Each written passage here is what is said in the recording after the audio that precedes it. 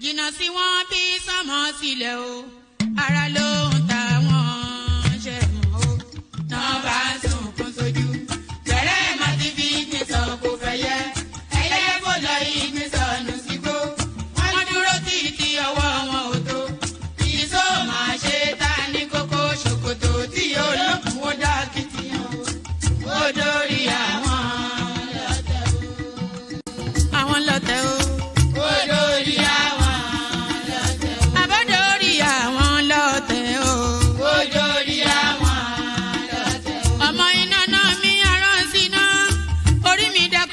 ṣì mí lọ́nà o mo tẹríba fàdàgbà o àgbà ẹ foríjì ni ojoojúmọ́ ni mo ń pọ́n wọn lé mo ń ṣèyá sí ìyá àwọn àgbà o mi ò fojú tí ń rìn wọn láyé ọmọdé ẹ má fàgbà ṣe yẹ̀yẹ́ torí oníkọ́ tó yọlá ní ọmọdé ń bọ̀ wá dàgbà o màmá ń bọ̀ wá dàgbà o.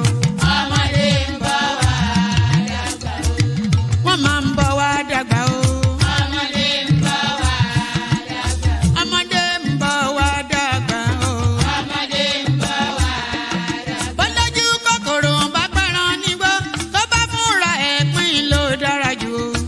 Kọ̀wé mi á jẹ́ dàgbà o. Èyí mo rí màrò ẹ̀kọ́ gbogbo náà ní ilé ayé. Sùúrù ní ṣẹ́gun ohun gbogbo. Ẹ má ṣèké mo ní ẹ má dalẹ̀.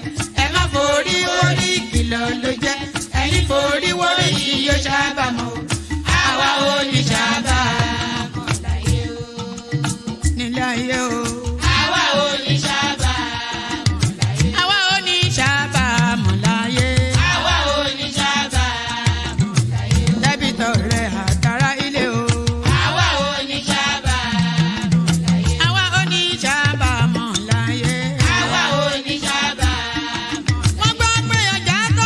Ṣòkòtò wọn múra wọn sáré kẹrù sọkọ o àyàn ọmọ ògbóògùn wo wọn ò béèrè lọ́wọ́ orí orí lọmọ mẹ́wàá lọ ìyàwó ohun tí ẹ wá lọ sí Ṣòkòtò ohun rẹ lágbo Ṣòkòtò mo sọ àkúnlẹ̀yàn ọmọ ẹ̀dá láyé kò lè yí padà mo ń tẹnu mọ́ o olórí làlá bàrò orí làlá bàrò olórí.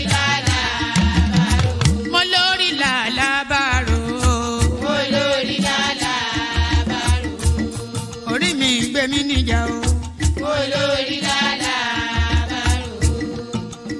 Lálàbàrò. Olórí lálàbàrò. Oríjà jogun ìkànnì wọn rí má fi wá fáyé mu nílé ayé wa o.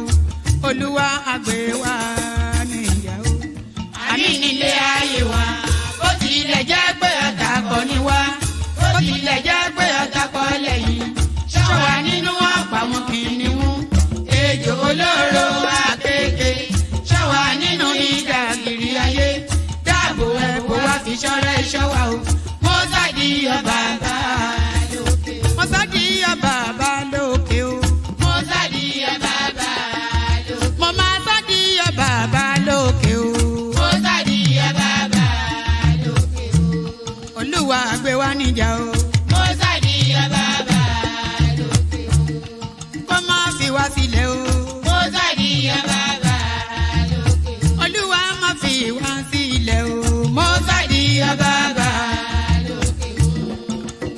Àwọn ọ̀tá tí wọ́n rè rajọ ìbànújẹ́ ti bá àwọn ọ̀tá nílé. Àwọn ọ̀tá tí wọ́n rè rajọ ìbànújẹ́ ti bá àwọn ọ̀tá nílé.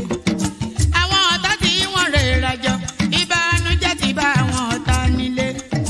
Àwọn ọ̀tá tí wọ́n rè rajọ ìbànújẹ́ ti bá wọn ọ̀tá nílé bí wọ́n ti ro ti wá sí nínú ilé bẹ́ẹ̀ ni kó jẹ́ tiwọn lọ́jọ́ gbogbo àwọn ọ̀tá tí wọ́n rera jọ ìbànújẹ́ ti bá wọn ọ̀tá nílé.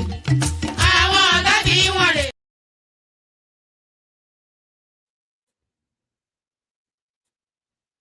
Oh, all right. Am I on? Where am I?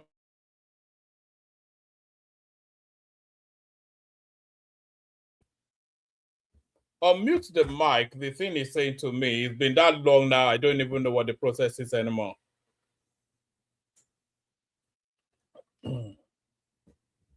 All right. Look how big I look on the thing. I really should lose some weight, shouldn't I? So good day to you. Good to be in your company and all that. Good day to you. Good to be in your company. Hope you're having a wonderful day. We've not been out for the last 2 days, but we're out today. That now seems to be the new form. You know, it's just I don't know. Maybe I'm a bit jaded by it all. I'm not quite sure what's going on, but you know, sometimes I just look at it and I don't feel inspired to do it, so I just don't do it. But good day to you, nevertheless. Hope you're having a great day so far.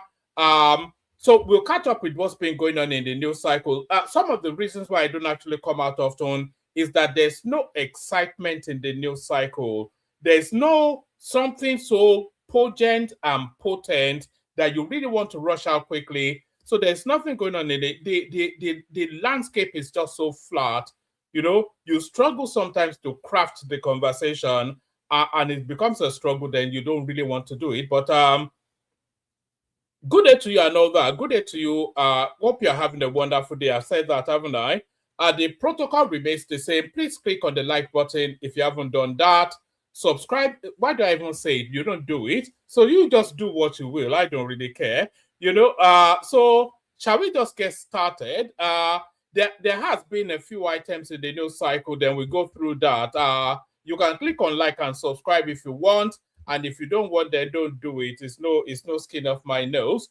But in the times that we've not come out, the Tinubu has been, of course, to the UK and he has come back and signed a whole raft of deals.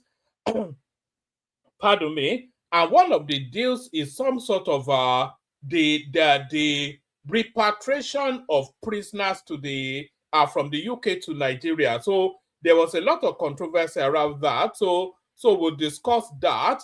And then the NGF, which is what's the NGF? The Nigeria Governors Forum. They have submitted state police framework to the National Assembly. So it looks as though that's been fast tracked. That's coming to a state near you. Peter Obi now clinging on to the last coattails of any possibility. We want to change Kano. This is Peter Obi speaking, but where is he speaking? He's speaking at a Kwakwanso rally. So we see what's going on there as well. US deploys drones and troops to Nigeria for intelligence support against terrorists. So I think it will be too late by the time we find out just what the intentions of the Americans are. So it'll be too late by the time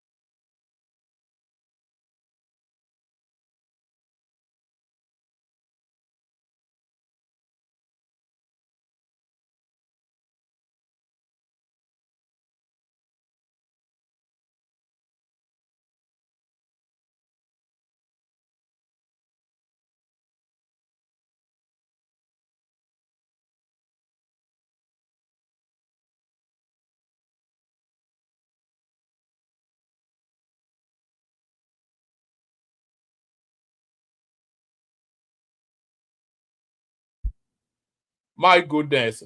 You mean all that noise that I've been making, nobody heard it? My God. You know, I was muted. Oh, God. That was just... Why did somebody send me a text or something? What's going on here? Oh, goodness me. Anyway, I was talking about the US drones. Hopefully, you can hear me now. I was talking about the US drones in Nigeria, but there it is. And I'm saying then that their activities are a bit so...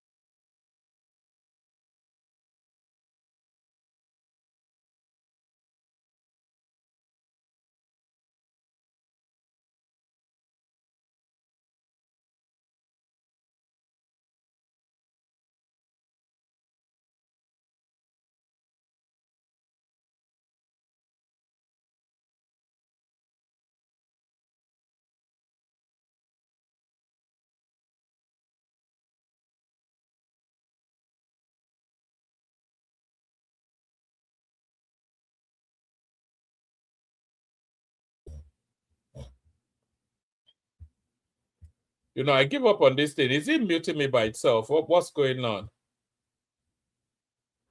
All right. So that's that one right there. I'm a bit reticent now. If I go on to the next one, I wonder if it will mute me again. Is it muting me by itself?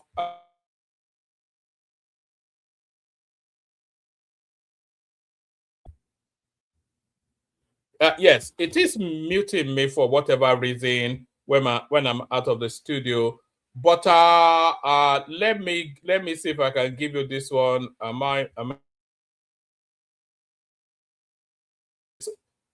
The thing is self-muting.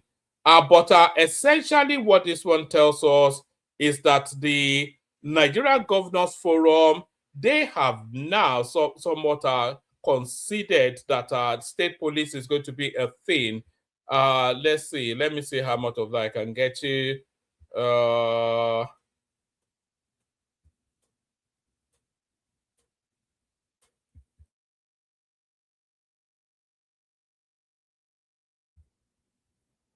all right. I'm not sure why this thing keeps muting me, but that's the Nigerian police force right there. That's the Nigerian government forum right there submitting a framework for how state police should work. I would love to read it to you, but as soon as I come out of the studio, the thing seems to...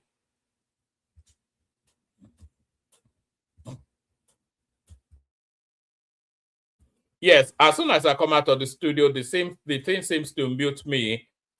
So let's go to this one.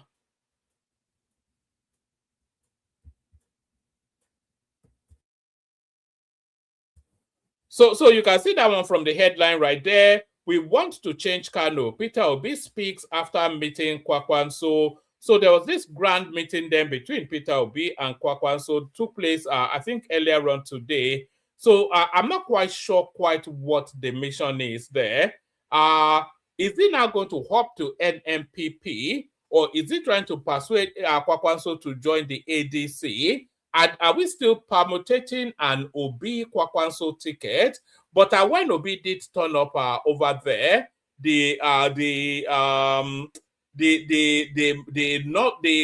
indigents of Kano couldn't stop chanting his name. So that's that one right there. I'd love to read it to you, but anytime I come out of the studio, the thing just seems to self-mute. I'm not quite sure.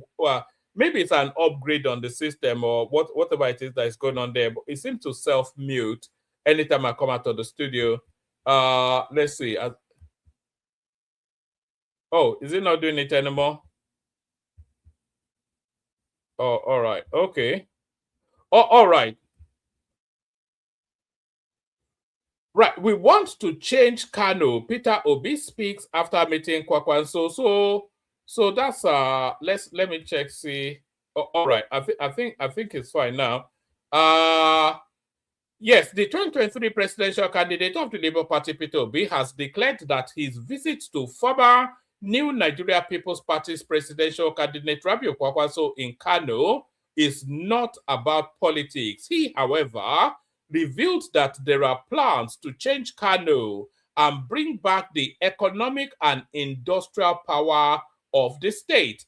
So it's just the most ridiculous things that it's still not muted me. So it's just the most ridiculous things that these politicians say. So let me read it in full first. The 2023 presidential candidate of the Labour Party, Peter Obi, has declared that his visits to former New Nigeria People's Party (NNPP) presidential candidate Rabiu Kwakwanso in Kano is not about politics. He, however, revealed that there are plans to change Kano and bring back the economic and industrial power of the state. The meeting at Kwakwanso's Miller Road residence also had in attendance Governor Seyi Makinde of Oyo State, Senator Seraiki Dixon of Bayelsa State, prominent activist Najatu Mohammed, and several notable figures. Addressing a large crowd during the annual Kwakwasiya Sala Festival, Obi noted that the visit was not political, but focused on celebrating the festival and paying respect to Kwakwanso. So I want to read you. Am I still okay? Good. So that's good. My mic is echoing. What's going on?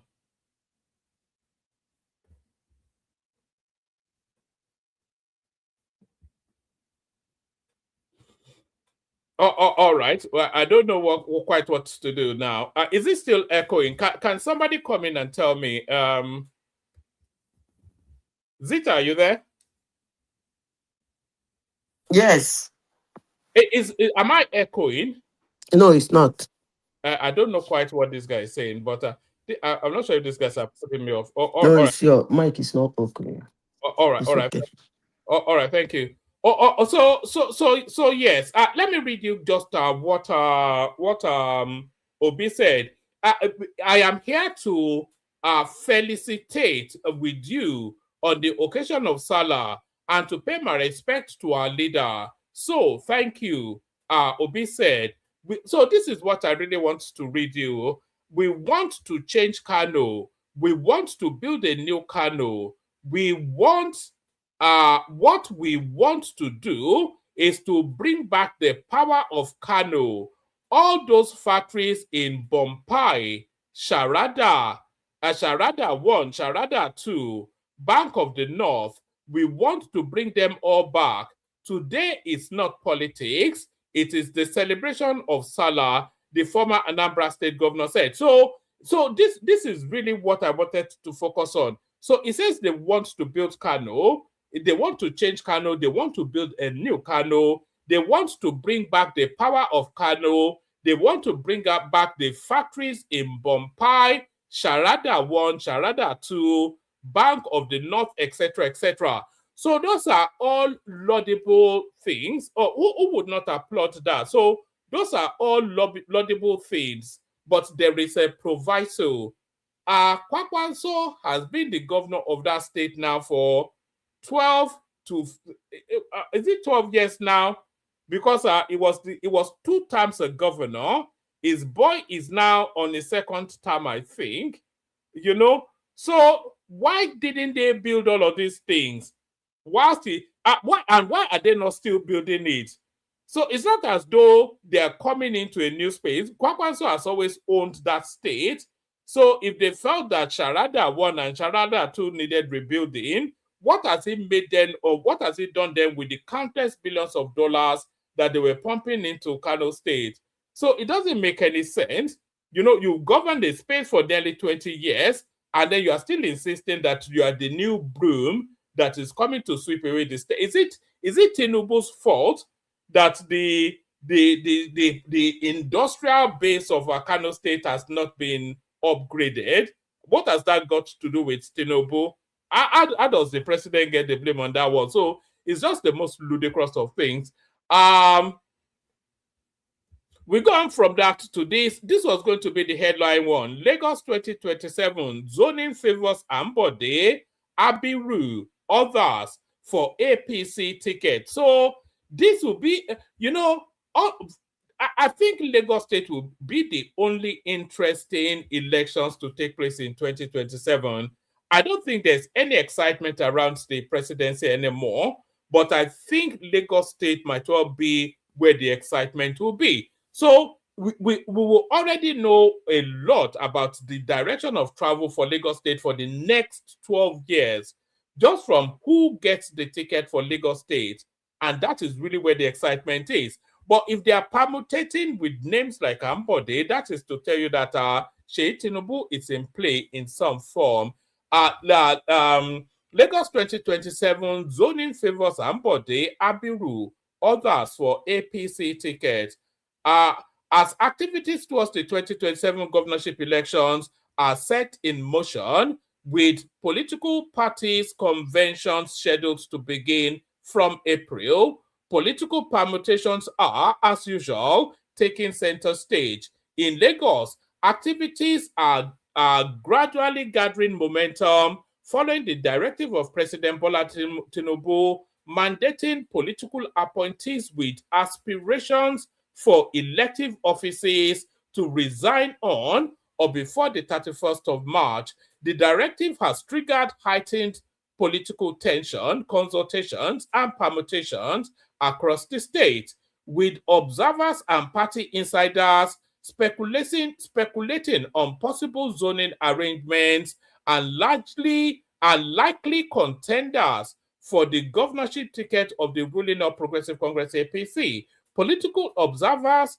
are of the view that the emerging dynamics within the party may support the governorship ticket being zoned to Lagos East Senatorial District. So just is the what you know the political observers are of the view that emerging dynamics. So this is Seyi Tinubu right there. You see that phrase right there? You see that phrase like there. So you can substitute this phrase for Seyi Tinubu. Our political observers are of the view that the emerging dynamics within the party may support the governorship ticket being zoned to Lagos East Senatorial District. So who are the heavyweights of that senatorial district? One of the heavyweights of that senatorial district is Akinwumi Ambode. Who is Akinwumi Ambode? He was the governor of Lagos State before Sanwo-Olu. So why is Akinwumi Ambode so interesting? Akinwumi Ambode, he only served 1 term, and then he was summarily kicked out and then replaced by Sanwo-Olu. Sanwo-Olu now serves 2 terms. So Ambode still has a 1 term left that complements of the constitution, which permits him to serve 2 terms. So if they zone the ticket to Lagos East Senatorial District. That is to tell you then that they are giving the ticket to Ambode, and if they give that ticket to Ambode, then that is to tell you that they are going to make Seyi Tinubu the governor in 2031. That's the permutation, and that is what they mean by emerging dynamics within the party. So they are creating a pathway for Seyi Tinubu to be governor in 2031. Our political observers are of the view that the emerging dynamics within the party may support the governorship ticket being zoned to the Lagos East Senatorial District. The development has pushed some prominent political figures from the zone to engage in early discussions for the party's ticket. Amongst those frequently mentioned in political circles are the former governor of Lagos State, Akinwumi Ambode, the senator representing Lagos East, Adetokunbo Abiru, the Minister of State for Health, Tunji Alausa, and a member of the House of Representatives, Jimmy Benson. So you can discount, well, a lot of them are strong names, actually, with the exception of Jimmy Benson. I'm not quite sure how strong a name Jimmy Benson is.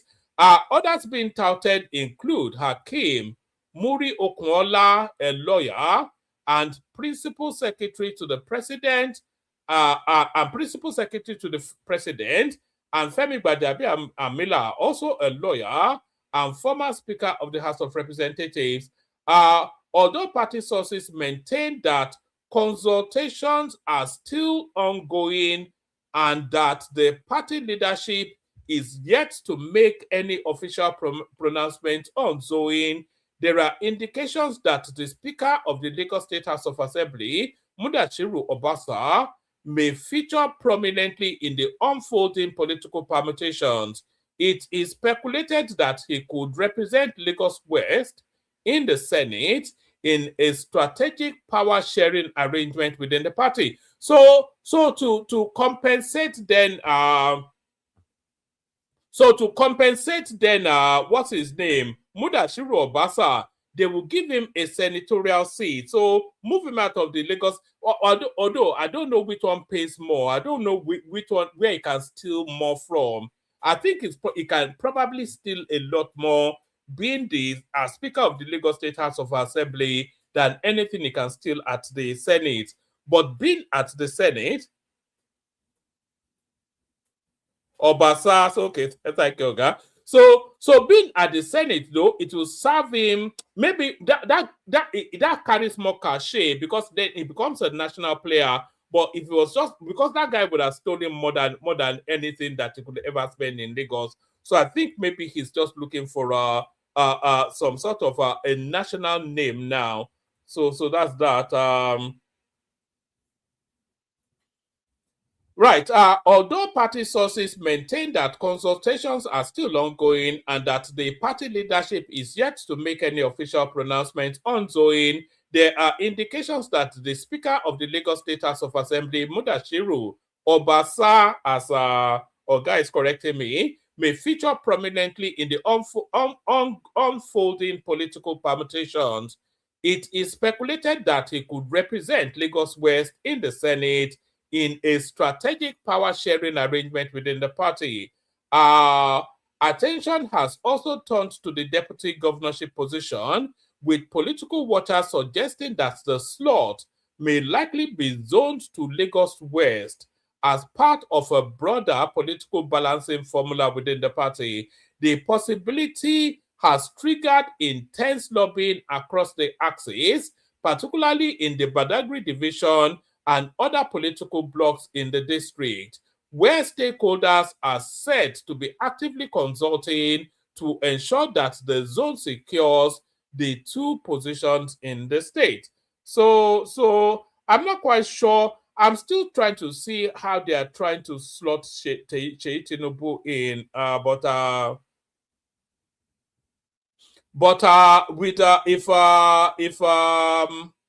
if Ambode gets that ticket, then you have to know that Seyi Tinubu is going to be your governor in Lagos State in 2031. That is what all of this is reading to me anyway. So that's just what it is. Is there anything else? Party insiders said leaders and political stakeholders from the zone have stepped up behind the scenes engagement within the APC structure, arguing that senatorial districts, I'm just trying to say that we don't miss anything. What else is there? I think we get a thrust of that. So the names to conjure with for the Lagos State governorship, and also, religion comes into it as well, because I think we've had Christian now. Ambode was a Christian. So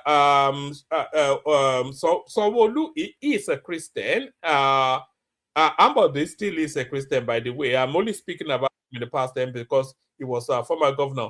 But the names that we're conjuring with for Lagos State governor now to succeed Sanwo-Olu are Akinwumi Ambode, Adetokunbo Abiru, Tunji Alausa, and Jimmy Benson. So from those four names, your governor will emerge. So that's Lagos State politics taking some sort of a shape right there. Let me just give you this one as a headline. Strait of Hormuz. Is it Hormuz or Hormuz? Strait of Hormuz. South Africa, Ghana, orders turn to Dangote refinery. So, do you know the Gulf oil windfall that Babangida enjoyed? I think this is what Dangote is going to double his wealth just off the back of what is going on in Iran now. It's going to be anyway. Oh God. Anyway, so that's Dangote right there, milking the system as always. Let me show you this one. Do you know that when the Ooni of Ife, when he became the Ooni, he was a wealthy man. But since he has become the Ooni, he has now become a very wealthy man. So he was a wealthy man, but now he has become a very wealthy man. Let me show you this. So the Ooni of Ife has a private jet. That may surprise you, but it may not. So the Ooni of Ife has a private jet. So that's the first thing. But where does he park that private jet? He parks it on his private airfield at the back of his house. This is how wealthy the Ooni of Ife is right now. He has a private jet which is parked in his own private airfield at the back of his house. So this is now how wealthy he was. Rich before he came into that post, but he was never this rich. So here is the Ooni of Ife right here, stepping out of his bedroom and straight into his private jet. Look at that. It's a completely different life from yours.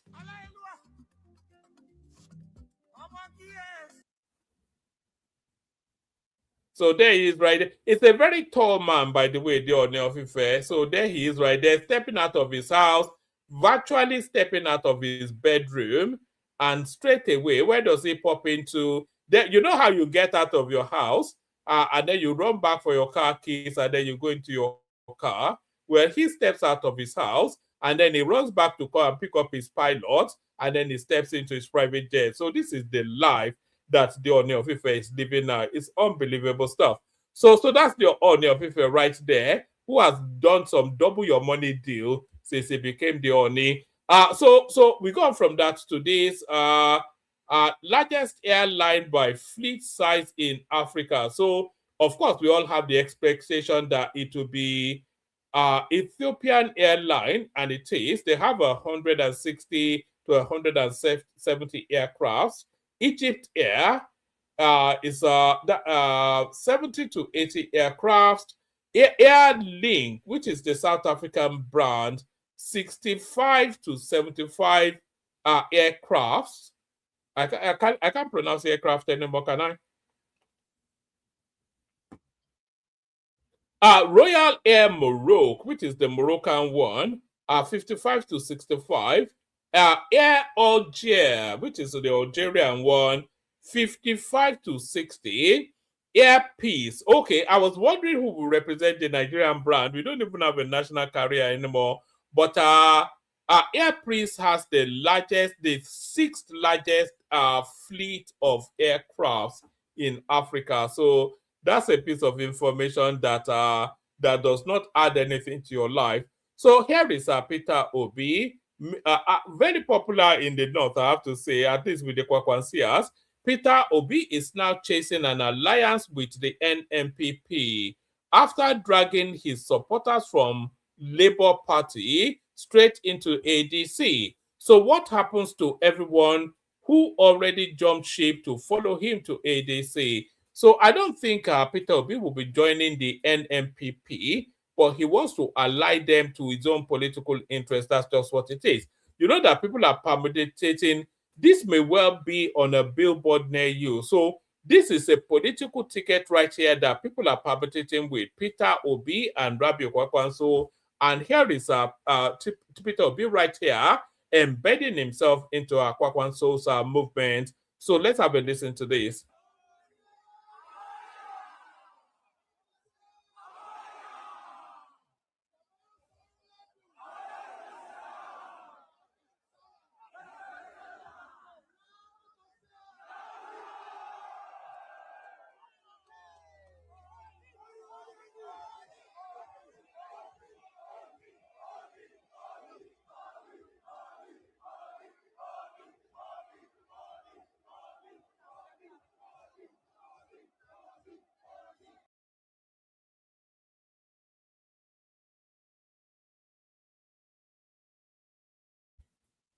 So that's Obi right there, claiming to be doing Salah. He said he wasn't there to do politics. I wonder what that was all about then.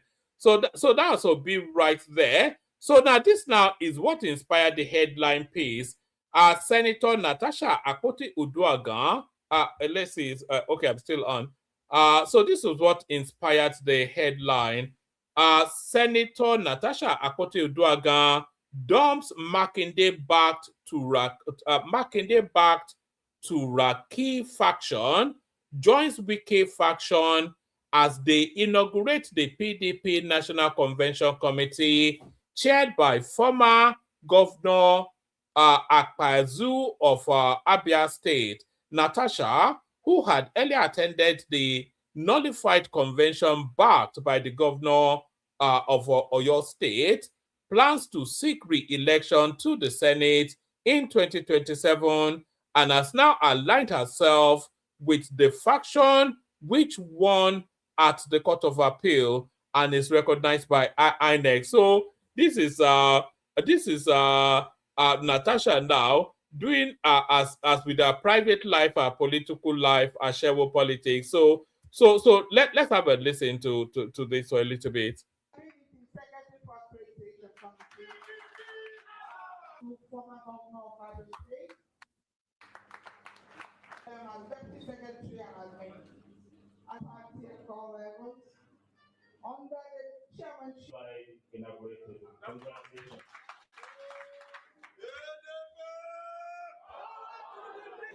Going down, let me. All right. So that's a committee then for the PDP. What does that tell us again? Senator Natasha Akpoti-Uduaghan dumps Makinde-backed to Raki faction, joins Wike faction as they inaugurate the PDP National Convention Committee.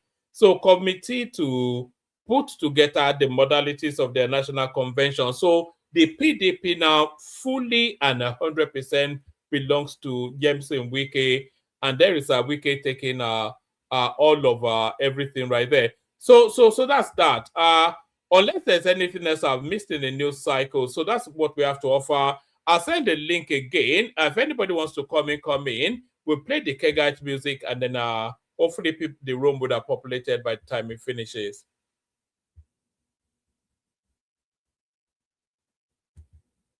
Water, only water, only water, where they see my water.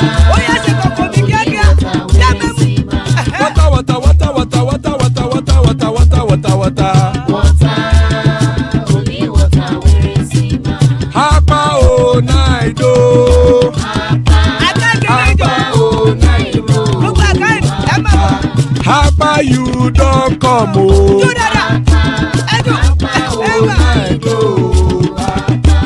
Hapa o naido.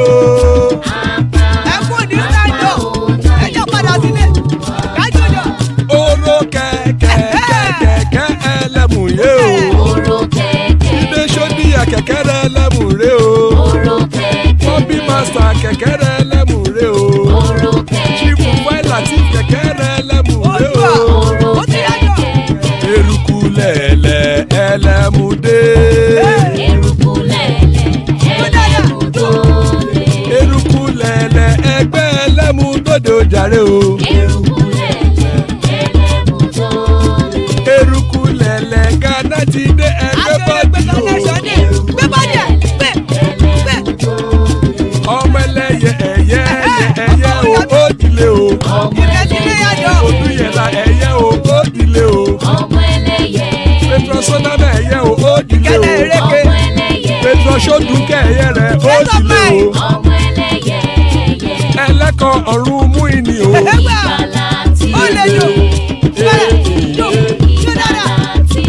Àkùkọ ọ̀run méjìkọ.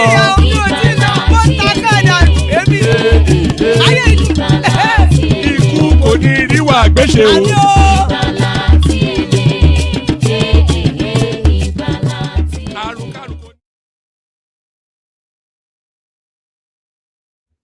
And that is right there. Ikuko Niru Agbeche may that have nothing to do with us. Joining us Zita and just Zita. So well, not just Zita, but joining us Zita. So Zita, good to have you. You and I today. You there? Zita there or not? All right. We don't appear to have Zita. So all right, we got BT. So BT, what's going on? I was just about to bill. Yeah. I'm like, I know one man. If the lady does not respond in 2 seconds, he's gonna run. He's gonna bail out to join his friends on TikTok, where he enjoys being a bill himself. Yeah. You are more comfortable on TikTok. It's a lot of fun there. Oh God, you know. Yeah. I'm like, wow, this is actually honestly, it's a better space. Honestly, you know. Yeah, I'm like, and the Yoruba nation people there, they are just so they are more militant than the obedience over there. Those Yoruba, they're very blunt. They speak their mind. Unlike the YouTube, I've been pulling some of my maybe you've seen it. Some of my pieces on there, posting them on this space. No, you should do more of that. Honestly, maybe also space as well on Twitter. I don't know if you're active on Twitter. But those are two spaces that are very, very more open than YouTube. I don't know. The YouTube community is more. The conversation on TikTok is just totally unfiltered. Yeah. Too raw for. I mean, if you put that on YouTube, they might ban. They might call the police on you. Or something. They almost certainly will. You know. Yeah. All manners. I enjoyed. I was driving back from. My wife for 3 hours. I listened to the whole thing, and it was actually it was fun because you had some interesting members of the opposition on the channel, and you actually let them speak for a minute before some of your hosts blocked them or just pounced on them. It was like it was fun to listen. Actually, it was fun. Yeah, that's the new frontier, I think. Yeah. TikTok. Even Netanyahu was saying so that's where the world is now. God. So are you doing more of that or just going to be here now? No. This is my space, but the beauty of that TikTok is that I could be making myself a sandwich and I just switch it on, and then people start to come talk to me. So I don't have to. It doesn't require an effort to do. I could be driving and I'll just put it on the dashboard and I'll be chatting away, So it doesn't actually require, but this one requires a bit of more input. This one is the more structured. But on that TikTok, you can pretty much just press your phone and then you start talking to a random bunch of lunatics. Yeah, somebody will just show up and then it's a conversation. Yes. But wow. Akpotie is well, she found. I mean, she left the mob or something, or is she trying to work her way back into rather? No. It's the desperate. It's the desperate politics, isn't it? Yeah, When the PDP was with the Sheyi Makinde faction and they felt they had won some sort of a victory, she was with them at their convention in Ibadan, vowing her loyalty to them.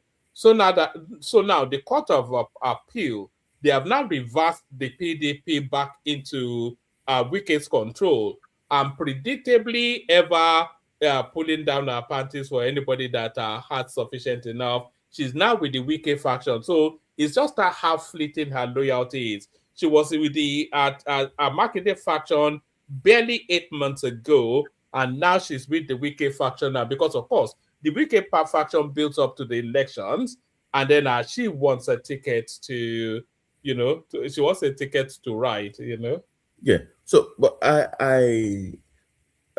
I don't think. I mean, what do you think? Do you think the PDP? I mean, Wike being the head of the PDP now, how do you think it plays out for her?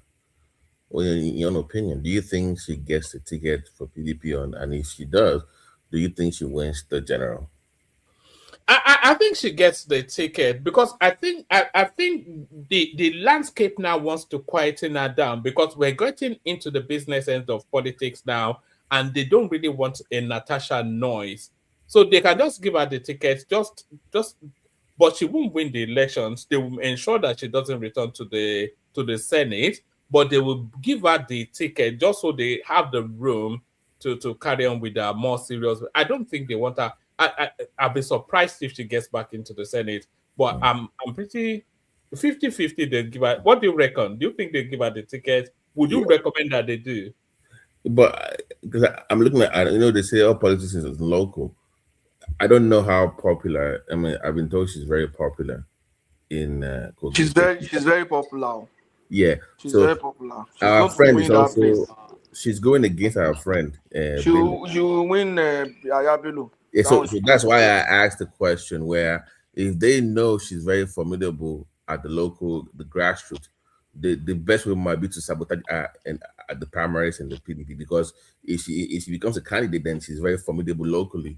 Then she might return back to the Senate, which they don't want, like according to what you're saying, one man. You see where I'm going with this. So they might need to sabotage her at the primaries of the PDP because if she gets that ticket, then she has a chance of coming back to the Senate, and they don't want that. But one man, let me correct one thing that you said earlier. You said the focal that with Lagos is going to be the focal point, right? That everybody the governorship elections. I disagree. I think it's going to be Ogun State. Actually, that's where the interest is. That's what is going to garner. Is Ogun State not already decided? I thought they No, are I just coalescing under I keep Obasanjo's daughter. I keep telling you That guys. one. You keep saying Obasanjo.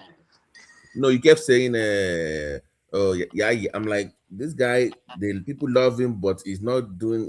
He's screwing up. And here we are. GNI is out here now. Gani is gonna probably take it because he's a Muslim as well. So one man, like you said, the Lagos governors in the past, they've been Christians for the past 14 for the past since Fashola. Fashola is he Muslim or Christian? No, Fashola is a Muslim, Eh. So but but Ambode is Christian, Sanwo-Olu but Christian. So for Ogun, the past 12 years, they've Ogun, had. Ogun for the past 24 years, I've always had we've had the Christians from Oshoba to being a Amosi is Daniel. a Muslim now. Oh, okay. Amosi is a Muslim for 8 years now. Oh, And then okay. in Ogun State, the Christian Muslim population is more on the Christian side. In Lagos State, indigenous Lagos is more on the Muslim side. Right, but my point is that Yayi needs to do better with this behind the scenes politics. You think Yayi will not win that primaries? It's sleeping because you have GNI coming from that part of No, the GNI is not going to come. Yeah, okay. So maybe the promising maybe Senate. GNI is probably going to replace Yayi in Senate. Okay, that makes sense. But he needs to play that Ogun Central politics very well. Something is not doing well in that area. I don't know why. Is anybody in Ogun Central? That's no, it's not. No, it's not like they're going to run against him. it needs the numbers in the central, because you don't want that going to the PDP, because they're No. Yeah. Once Yayi is in that race for APC, forget about any other party. I'm Okay. telling you, forget about any other party. No, I'm not saying that. As he's going with the Oshofa block, the Oshofa block is behind Yayi. Pato, my point is this: I'm not saying it's not going to win or it doesn't have a better. I'm saying that I just don't like the way the central has been very vocal against his candidacy.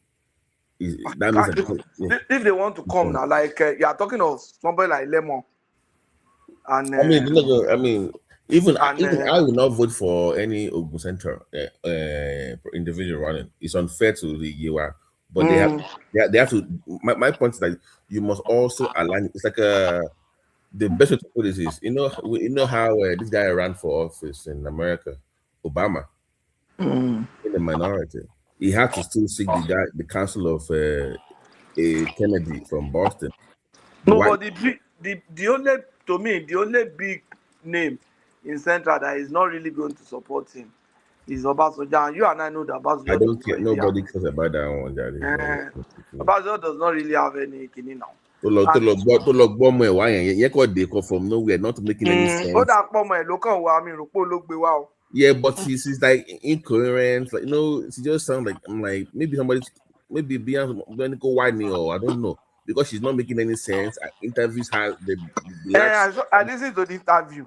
Could make any sense now? What is she? I don't know what she's saying. That interview is it not channels or something? Yeah, any plans? No plans. No plan, nothing. One man, she's like, I like knew you guys. I know every one of you. Yeah, it's something like Obi. Yeah, like who is this? The lady now, Doctor. I know every one of you. You remember that my father back in the days. I grew up around that one, this one, and this one. I'm like, that's your campaign. That's what we're doing. No, come on, when Nigeria had to change. Yeah, that time you say, okay, I know everyone. I've been a senator. That will not work. Yeah. So the Lagos one, I don't see Ambode cannot return. That's not possible. It's because of the way he left. You got to remember. Do you remember that press conference he had laying bridge that he was calling Sanwo-Olu a psych patient? Pato, did you remember that so-called ward press conference? Yes, I remember now. There's no way. Are you talking about Ambode? Yeah. Yeah. Someone who had drug problems now. No, but I'm saying the way Ambode was so desperate for that ticket that he went on the so-called tour and the so-called world press conference and was talking about how somebody was put somewhere. I'm against godfatherism. There's no way you can't recover from that politically. So I don't just remove it from the list. It's not coming back. But it depends on what they want to use him for. Because I've been putting forward the hypothesis that they want Sheyi Tinubu to be the governor in 2031, and if that is the plan, then they need somebody that they can guarantee will leave that place in 2031, and it will be Ambode. I don't think so. I don't think Ambode will. If they give the ticket, why have they zoned it to his own senatorial district? To which senatorial district? Because Lagos. I'll get it for you now. It's from Lagos. Is that the news you are getting? It's from Lagos. Yes, that's the news we're getting. Yes. It's from Lagos East. It's from Lagos East. So, but it will not work now unless the father is still alive by then. So, which person? I mean, trying to put a reagent for Sheyi so that in 2031 he can freely walk into the government house. It's not working now. It can't work. Politics are not done that way. The boy will play his politics well now. Yeah, but I don't think it. You see, the resume is not. I mean, it's not all about the resume. Woman, let me tell you something. There is something I notice about that Tinubu. He's. I will use the word. I think he's moving by his own grace, like grace upon him, if I may say so. Like because the level of hatred embedded on that man, if he's not around or he's out like totally, and any of his children try to contest anything, it's going to be Dambro Bachege with my people in Lagos. Oh, jeez. Anyway, Zita, I don't think the hatred for Tinubu will carry past February. They love his son, actually. I don't think so. Yeah, and they love his son. No, I think once they've gone to court and the Supreme Court has declared whatever, I don't think they will have. What else is there to hate on him for? The only hatred they have for him now is that there might still be a window for Peter Obi. But once it's clear that there's no window for Peter Obi, what else is there for them to hate him on? Then you have not been following Tinubu. When they claimed that Tinubu said they should be buyed at the toll gate, Tinubu was not contesting for president. In fact, no Nigerian even knew that he's going to contest. When they call him landlord of Lagos and say all manner of things about him in Lagos, no Nigeria even thought Tinubu will contest for president. When he put, according to them, he put, what is it called? Buhari there. And then Buhari was messing up here and there, at least in the financial aspect of Nigeria. Nigerians were blaming Tinubu. So the hatred for Tinubu is not because he came out to contest for president. No way. That's not where the hatred started. The hatred started in, what did you people call that company? That they claim him. Thank you. Is the taxation. The hatred for him is on the taxation, period. So it has nothing to do with his political life. I disagree. Okay, no problem. The hatred for Tinubu is deeper than that. It came from that. I know Baba is listening to me. It came from the Lagos Islanders. That all this, the one with the last English name, the Gomez's, all those things. They have their own tribal thing going on there. The Buckners, that faction of Lagos politics. So they hate that. They are the ones that have been fighting that for last 30 years, since 98. So it's before the taxation companies had issues with them. They are the ones that promote Lagos for Lagos only. Indigenship is not from here. That came from that side of Lagos politics. So before he became national, he already had issues locally. But people tapped into that hatred against him. And against all odds, he survived that. But one man, you said that they zoned it to Lagos East, but by saying that it's been zoned to the Awori, so I don't know which one is. Are you sure? That's the latest information coming out, that it's been zoned to Lagos East. And the players in Lagos State East are Aburi or Aburi, wherever you're pronouncing it, Ambode, and then some Jimmy Benson. So, but the standout name from that particular senatorial district is Ambode. And if they are zoning it to that space, that means they want to zone it to Ambode. Let me go with Baba on this one. I think it's going to be an Awori man, not East. That is my own opinion. I don't have any. Is there an educated Awori man? One man, this is don't do that now. But one person now is it Jando? Jando for governor. We can put Baba for Misali. Go there now. Baba can run for office now. They have educated Awori men that can take over from this disappointing liberal Sanwo-Olu. Hopefully we don't have another one. By the way, one man, did you watch the protest video in Lagos yesterday or today? No, what were they protesting? No, they raped some women in Delta. This grape. Oh, the Ozoro, I was going to do something on TikTok on that actually, but I didn't bother. And they also raped somebody in Benue State. But for some reason, they are protesting. They went to the Lagos House of Rep to put against rape. So what has that got to do with exactly? Lagos? Like, why is Lagos? But the funniest part is, like, the Lagos, as they said, sorry, we can't defend Lagos. They're like, why? If we defend Lagos now, our governor can give them a call again and beg them and put us under the bus again. So we can't defend our state anymore. So they've given up on Omotosho, the commission for information that Lagos is not worth defending. That if they defend Lagos, they're gonna call them and beg them, give them some money. They did not call them monkeys. The people that were fighting that girl. Yeah. It was. They called them monkeys. It's a terrible. That guy. I mean, going to forgive her. They are going to remove him anyway. I suspect. Yeah. He needs to go. So he needs to go.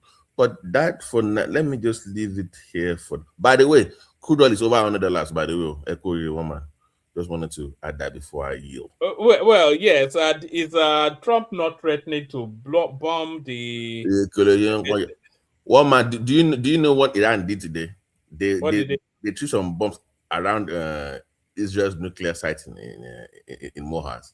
So they know where the nukes are in Israel. They put some bomb, like we know what you're hiding around this place. So. You know, I think there's still about 3 levels of escalation that the Iranians can do. And I don't think they've shown anywhere near their full potency yet. And they are waiting for Israel to do something big so that they can reply in equal measure. They said if Trump attacks them like anytime soon, they actually posted on Twitter, the Iranian government, they mapped out all the power supply for all those Gulf countries. If America attacks them again, that means there will be no light in Dubai, no light in Oman. Everybody's going dark. That's what they're gonna do next. And they said, listen, if you attack our power supply, whatever, in Iran, everybody in that Gulf region is gonna go dark. Nobody's gonna have electricity. Imagine if they set the Middle East into darkness. Man, there will be cannibalism. They will slaughter each other like. By the way, Dangote is smiling right now. You know when Dangote is the headlines are BT. The South Africans are begging him for crude. I was saying that this is a double your money deal. 70 billion. That would be next year, like what 70 billion? It's a double your money deal for Dangote. This Iran war now, double your money. It's even milking the Nigerians. As you know that they said the highest spike in petrol pump price in the world is Nigeria. Yeah, it went from off the back of this war that they are the ones that have jacked up their prices the most. The Nigerians, it's almost Dangote right essentially. Yes, it's almost doubled. Well, Wama, let me give it, but I think I agree with Baba on. I think it's going to be maybe Amzat has a PhD and is Awori, so that's one for you right there. So yeah. All right, we'll see how it plays out. You know, they want to send Obasa to the Senate just to placate him because, of course, I know what you mean. To be harassing Natasha Akpotende. Can you imagine that? Because I don't think he has any elegance. Sorry,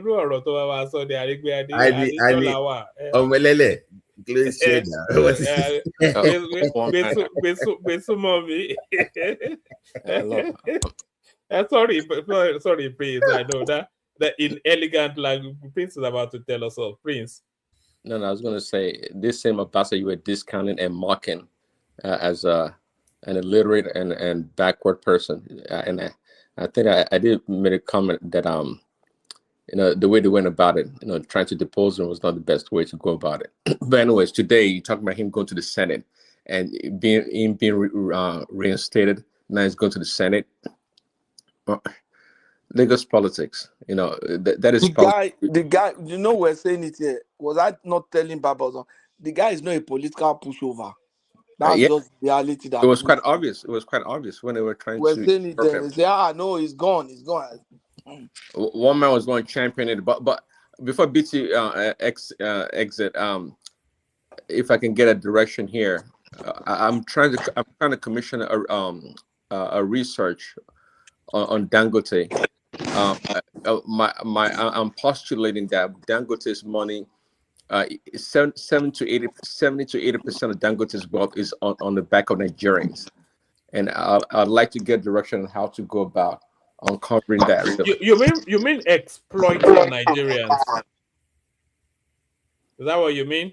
Yeah, It's pretty much exploitative of the exploits average Nigeria. person. The guy's money is his wealth is a refinery, right? It's Nigerians are non-shareholders, but they help build the damn refinery. All this damn Prince Daddy, this your research is interesting because you already are starting with a conclusion and then that's what I say. Well, that's what we're gonna. I could be wrong at the end of the day. I could be wrong at the end of the day, but I'm saying if you're researching, you should be open. No. You have to have made up your hypothesis. mind, and then you're looking for evidence to back you up. No, to establish or not now. He wants to establish or not. Don't call it a research. Don't call it that. You're just looking for. It's the same thing too now. Let the man at least have some kind of. No, one man got. I can have a story. That's how exactly. But Pato is like trying to make him even come to his own side of the argument. Come on, it's not going to be like you know Pato is a Dangote man now. Pato yes, now exactly. Dangote people. I mean, do you? But I know Sabi Dangote, but all those dollars he used to put in their accounts when they were in banking. Banking demons Nigeria's problem. But Prince, look at the tax breaks that he gets, because I don't think the man pays enough taxes, so he gets a lot of tax breaks as well from all this venture that he has. No, but his claim is the highest taxpayer in the country. You can pay the highest taxes and not pay enough. Absolutely, I totally agree with that. So he's talking to Momura, and that's what he thinks. Yeah, I totally agree with that. Yeah, yeah, that would be enough. But he has other ventures in African countries. But to your point, it's very big Ethiopia. So Woma, do you know what he's also doing to keep it more of his money? Is now moving to that Ogun axis, Olokola, free trade zone. So he wants to move. Is he not building a seaport there? He's building a seaport there. He's expanding the cement business in that area. So it's a way of hiding his funds. He doesn't want to pay the Nigerians. So he might hire Nigerians, but he's not going to pay you any taxes. But eventually, that's the whole point. We should get Emefiele to talk between Dangote and Emefiele. I'm not sure between the two of them which one stole the most money from the freaking central bank. Dangote has been stealing for a long time. Dangote has been stealing since Obasanjo days now. Woman, do you know what's suspicious? Like, they said we contributed about a quarter of the initial investment in Dangote, and all of a sudden it came down to 7%. I'm like, this something. Did he not tell us we don't have any equity? Exactly. Anymore? What happened to our we put money in this stuff, and for no goddamn reason, we just sold it off to 7%. Like, who does that? Something is off. So that's your point. I agree with Prince. But one more thing before I use the mic. I know you're happy that we lost today. All the Arsenal fans, don't worry. We still have the Champions League. We have the league title. So don't take heart for all you. Are you out of the FA Cup? No. We have 3 left now. We only lost 1 today to Man City, sir. But we have 1 down, 3 left, sir. Okay, come the end of the season, you probably have 0. Arsenal are notorious bottlers now. Still better Newcastle, though. No, Newcastle is not a football team. Okay. Yeah. Let me leave it for that. Let me leave it right there. Prince can take over. And all right. Thank you, BT. So thank you for holding it steady. We go from BT to Zita. Zita. So we're talking about Natasha, the double Dutch politics she's playing, and then this increasing American presence in Nigeria. They are sending ever more troops and ever more equipment into Nigeria, and that's a cause for concern. Peter Obi romancing Kwakwanso as he holds on to the last vestiges of any possibility. Lagos politics getting interesting, probably the only interesting thing that will happen in 2027. And South Africa, Ghana, others, they are now throwing dollars at Dangote for reasons that is the only oil space still functioning in the world as we know it now. So any of those, Zita. All right, we go to. I knew she wouldn't respond. Let's go to Patoski. Pato. One man, please go to. Kini no before you go pato kile tún jẹ báyìí kile ń jẹ lálẹ́. Iyán ló máa ń jẹ láàrin òru. Iyán láàrin òru. Mo highlight ni. Highlight kí ni the Arsenal game. No. Tottenham and Atletico Madrid. Ṣé club làwọn yẹn ni? In fact, they should relegate that sport. They need to go to relegation one man. That sport they need to. But that was a couple of days ago now. Yeah, I mean, Are you a sportsman? I have interest in some clubs. Atletico, Real Madrid, and PSG. I don't know. All those clubs where you have Nigerians, I have interest. Lukman, Abi. Because of Lukman, yeah, especially. And then Galatasaray.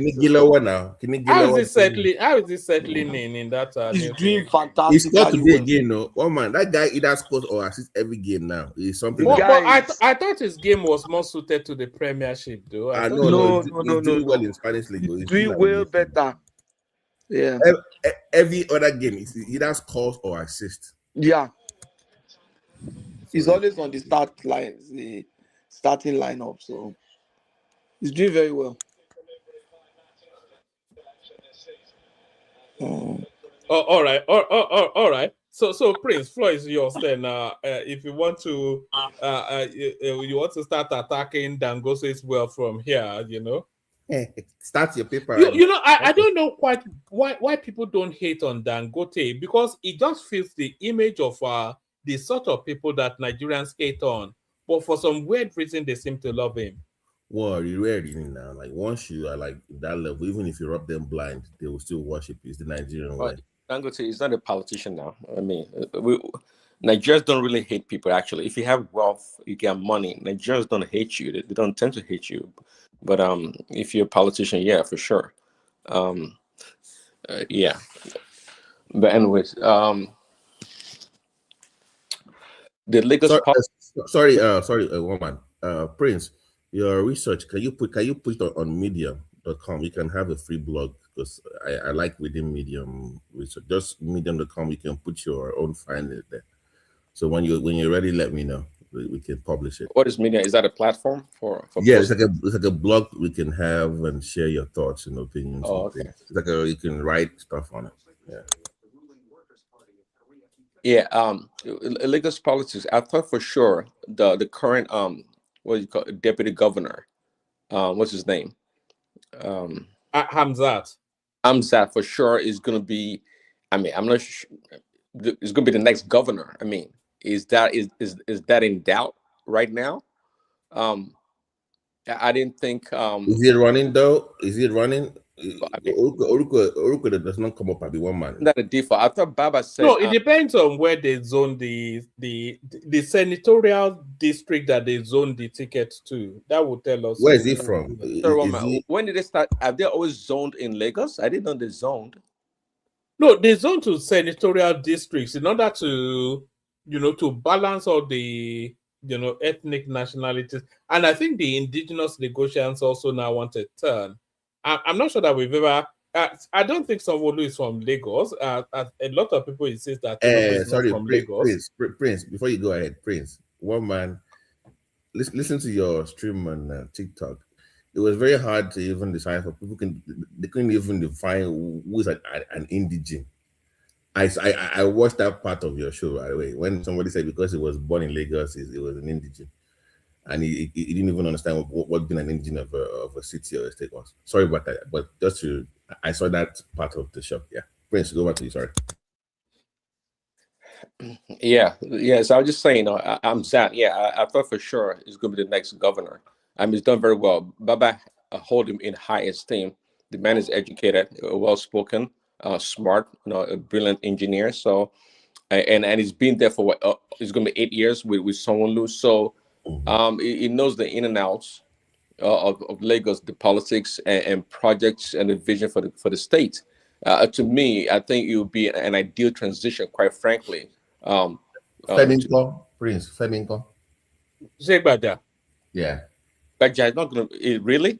Is it being talked about? Has it been debated?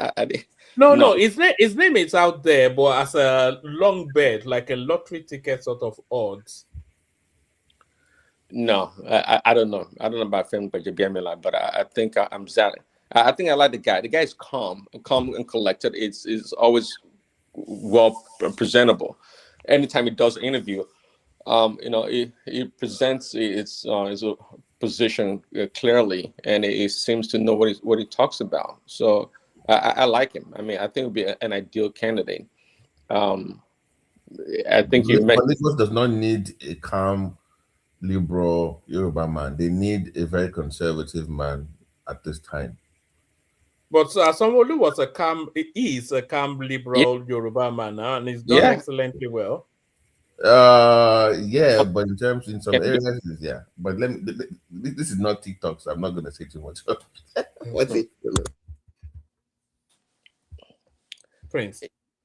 Yeah, so I mean that's as far. I mean, when it comes to Lagos politics, of course, I think Baba's not on the platform. We should defer to Baba for sure.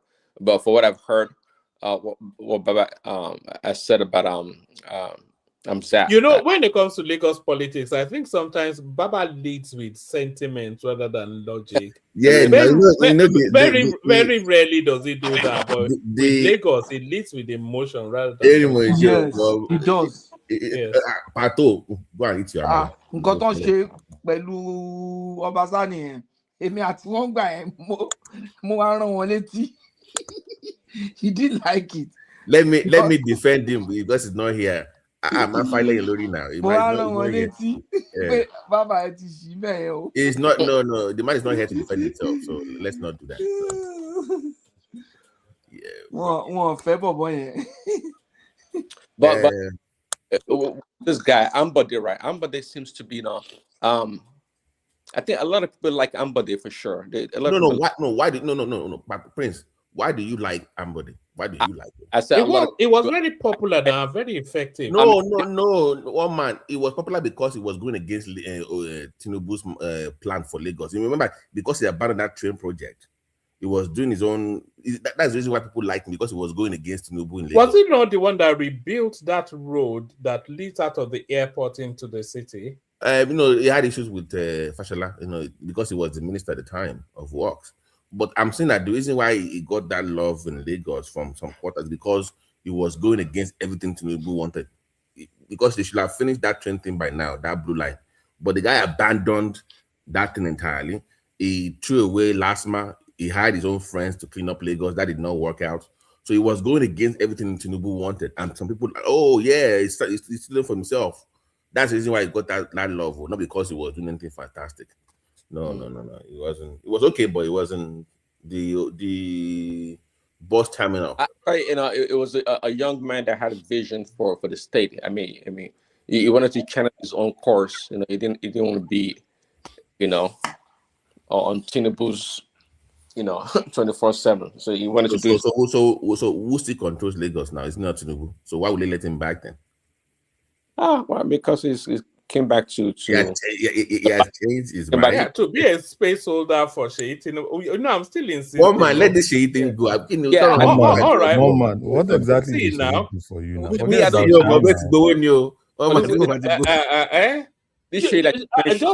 on Otigbo, do you know how much they said those southeastern influencers invoiced this guy? 30 billion. For the City Boy movement now. You know that is recruited Obi Kubana chief priest, and they said they invoiced him 30 billion for that gig. Woman. Yes. Anyway. Okay. But woman, are you ready to do that job, man? No. I don't think I can do it. I don't know. Beyond just making noise with you guys, I'm not sure my strength reaches to that level, To be a governor. No. To be, to be collecting money and then trying to go against my conscience and speak. I can collect money also, nothing wrong with that, but I'm not quite sure how much of my soul I can sell, because, I get irritated easily. You see this thing I'm saying, I had sorry to cut you short. I had a friend while we were in Port Harcourt, and then we are 3 friends. So one of them joined politics. And then he started, misbehaving. The kind of utterances we hear him say on radio, on television, when they ask him questions. I was like, did I make that? I said, well, come on, man, you've changed. I was very angry with him. I was like, this is not you. This is. Do you know what the second friend of mine that was standing there? Then now we are three friends. Do you know what the lady told me? She now told me, okay, that I'm surprised at the way the guy is behaving, that I should watch her. If they give her 20 million, that I will faint at the way she will behave. I hope you understand the thing. No, I understand and I agree. They say integrity only stands when it's not being tested by money. Yes. Yes. She said when sufficient enough money is placed in front of you. That was about 10, 15 years ago. The girl told me that that I'm quarreling with that guy. That I don't know how.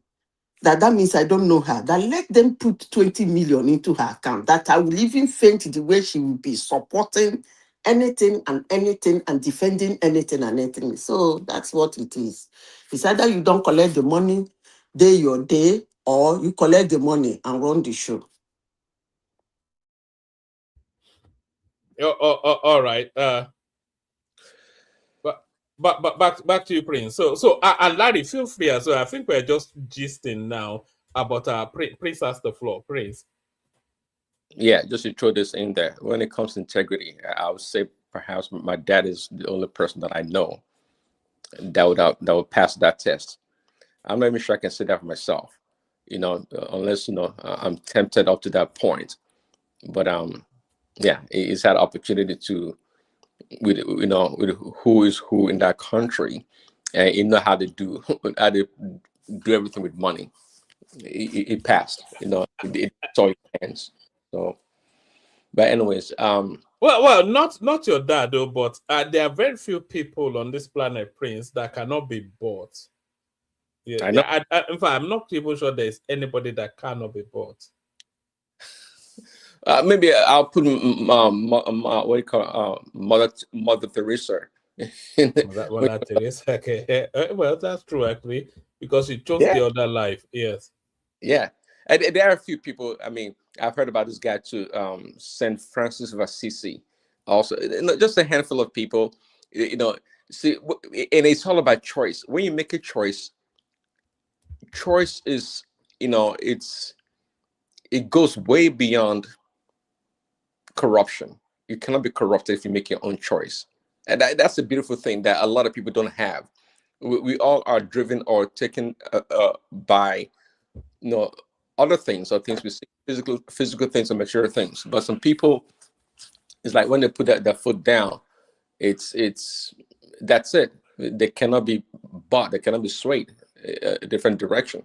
But anyways, Natasha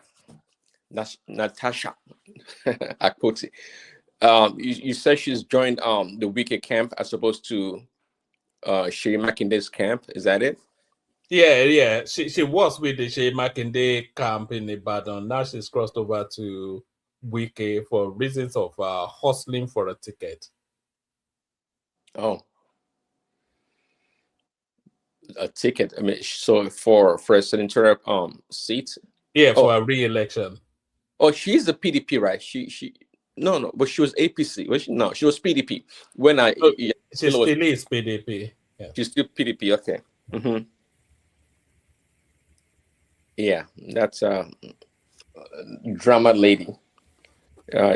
All right. Let me take you to an area you're more comfortable with. What do you make of Trump saying that he's going to bomb the energy facilities of Iran if they don't release the Strait of Hormuz? Did you see him say that? Yeah, I heard it actually. I think I saw a snippet of it, and some people talking about it on YouTube.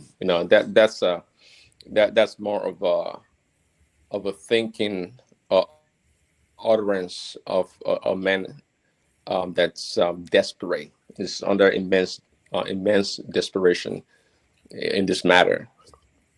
He totally. Do you think Do you think Trump loses both houses? Do you think he loses the house if this thing continues? Do you think that will affect the chances of the Well, Republicans? of course, if it continues all the way close to October, November, of course, the likelihood of losing both houses for sure, that would happen. But right now, even right now, people are saying that, yeah, the Senate it's iffy right now, or it doesn't, it may lose the Senate. For sure, the House, they're saying, is gone. So, yeah, that's what we're facing right now. It's, but here's the question. See, Trump, of course I like Trump a lot, but if you look at Trump, he's what you call a one-trick pony kind of a person. And what he did in Venezuela, right, that was trying to replicate in Iran, shows that it did not work. It backfired. But look at it though. But here's the thing: if he had done here's a question to anyone on the platform. If Trump decides to do what he did in Venezuela to all the African leaders in Africa, of course, would he succeed? Most in sub-Saharan Africa, yes, and the people will support him for doing that. Yeah, I like to say, yeah, I think if he chose to do the same thing it did to Maduro in Venezuela, in Africa, it would succeed 100%. But and apart from Africa, actually can do it in the Caribbean and many other countries, even Eastern Europe, and it would succeed. But it came to Is it not threatening to do it in Cuba now? Pretty much, yeah, pretty much. No. That guy, man. No. But yeah, but but that is not. That is Marco Rubio now. That's the one making the push for that. His history with Cuba. His family being chased out of that country. So no, I saw one clip. He was saying, "I'm going to take Cuba," and the journalist was somewhat aghast. He said, "Well, what do you mean?" He said, "Yes, just take it. I'll just take it." You know what's funny? I thought Cuba was going to be the first place. They were going to go for, because Rubio has been talking about Cuba for like 20 years. Like, the guy's always, the moment he became Secretary of State, he started talking about invading. I thought it was Cuba would be the first before Venezuela and Iran. For some reason, I don't know what it is about Cuba that America is always reluctant to go in. But I'm surprised. But I think the guy he will do something about Cuba, man. Marco Rubio. That's been his dream since he was a child, There's nothing to do about Cuba right now, because Cuba itself, it's suffocating on its own weight. I mean, the economy is in shambles. They don't have energy to power anything in that country. So Cuba itself would implode by itself. Cuba has never. How long have they been doing that? How long they've been talking about Cuba will implode? You know how long America has put embargo on Cuba and done everything to collapse Cuba? Nobody's been over 70 years. Mike is different now, because you literally cut off their oil supply from. They don't have. They can't even go for a month from now. They'll collapse. Cuba, Russia will step in. Trust me. Cuba is another state of Russia. Trust me. Cuba is like subsidized by Russia since what do you call it? It's a special place. Russia have a special this thing there. Since the Missile Crisis of 68 or 67, yeah. But Cuba is just, it's a card that the American intelligence and the politicians play all the time. There's nothing about Cuba that's of any threat to America. It's just something they like to talk about. What does Cuba? No, I think they want to own it as some sort of resort, like some sort of plaything. If they wanted to, listen, if America wanted to do that a long time ago, they would have done it. But it's just a game that they play in politics. Nobody's really interested in Cuba. No, they are friends. Remember, didn't Obama go there? Didn't he relax on travel? No, he did not go. Did he go well, you guys need to consider that they've made a treaty, because don't forget that the Soviet brought nuclear bomb there, and then America had to make a deal with a treaty with Cuba and between Cuba and Soviet that okay, the Soviet removed the nuclear bomb, that they would never attack Cuba. So it's an agreement as in paper. So unless they want to go against it. Does Mike? What agreement as America? Wait. Does Trump honor agreements? What are you talking about? What agreement? Well, that's what we'll find out, Sha. But they say it's a serious treaty for the Russia to move the nuclear bomb away from there. Then, they had a treaty, a serious treaty. Well, Like, what is the name of the treaty? I can't remember if it was a treaty. It was just an didn't agreement. you go to school in the US? They taught you in school like how many times? The Agreement Cuban crisis. Yeah, I know about the Cuban crisis. That the Soviet withdrew their weapons from Cuba, and America also did one for them. Also, I can't remember which country. So we're Yeah, like Poland. I think they moved their nuclear bomb away from Poland. Yeah. Warsaw. Okay, so it was a mutual agreement that they had. I'm not sure they go into detail about contract or no, it wasn't that serious. It was serious, man. What do you mean it wasn't that serious? I'm talking about the contract. Yeah, Yeah. this show was serious itself because it was almost led to a nuclear war. It was that far when Kennedy. It was that serious. I understand, but anyway, Cuba is just another pawn for the neocons and intelligence people to just talk about. I say it's something great. No, nothing about Cuba. If Trump wants to go there right now, who's going to stop him? Who's going to stop him from taking the leader right now? Nothing. Do you want Trump to come in? They are moving more troops to Nigeria, But I don't. No. I'm saying that power in itself attracts challenge. If you have the powerful people who want to challenge that power, so do you think it's good for Nigeria to have more American boots on the ground, or intelligence, like they call it? Do you think it's good for the country? What boots are on the ground in Nigeria? I'm not sure actually. One man just read that America is moving more about that. It's a bunch of shenanigans. I'm not sure. Let me tell you, America is not committed to Nigeria to that degree. So the question, which begs the question, what is America looking for? But even their presence in your country attracts enemies. See, and to the point, I think last week or so, when they dropped bomb in Sokoto states or thereabout, and it's been well documented actually, historically, that if you bomb a place or country, you cannot overthrow the government that easily, nor can you drive away terrorists.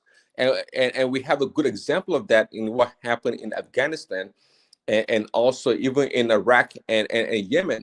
So dropping bomb on people without boots on the ground, strategic planning to take over that country doesn't work. So I say this to say that if America continues to drop bomb in Nigeria, it's not going to work. See, you guys said it yourself. Was it Hassan that came the other day that said they've made inroad into Maiduguri or Borno around there, and they're more powerful, and it doesn't work. Just like I said, when America dropped the bomb, there has to be intelligence and boots on the ground to actually do combat or try to go after these terrorists in order to engage them and defeat them. Dropping bomb on them doesn't work. But they agree. If you follow the headline, they agree that they won't engage in combats. That they only do intelligence sharing with Nigeria, and that's what they agreed.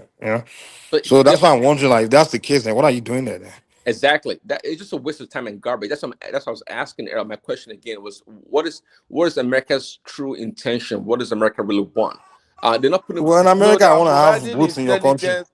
They are providing intelligence and training, actually. Training. What training do you need for? They are providing training. Physical training. Prince Daddy. PE. They're doing PE, huh?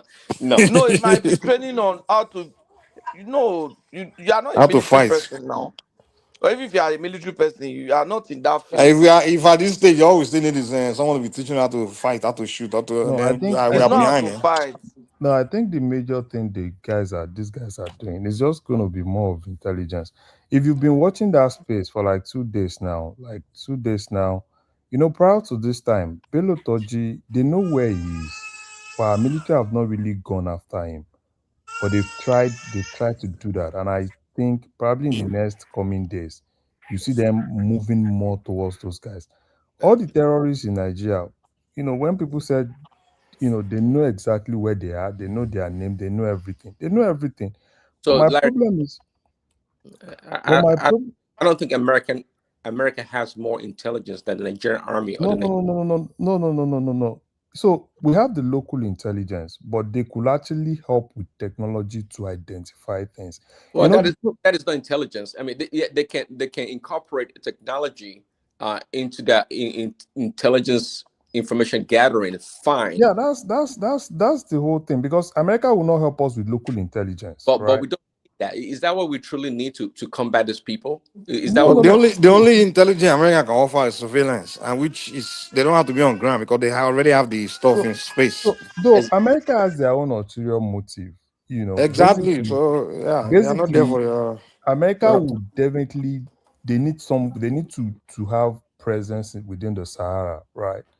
That's to do obviously, what? what do you say? To do what?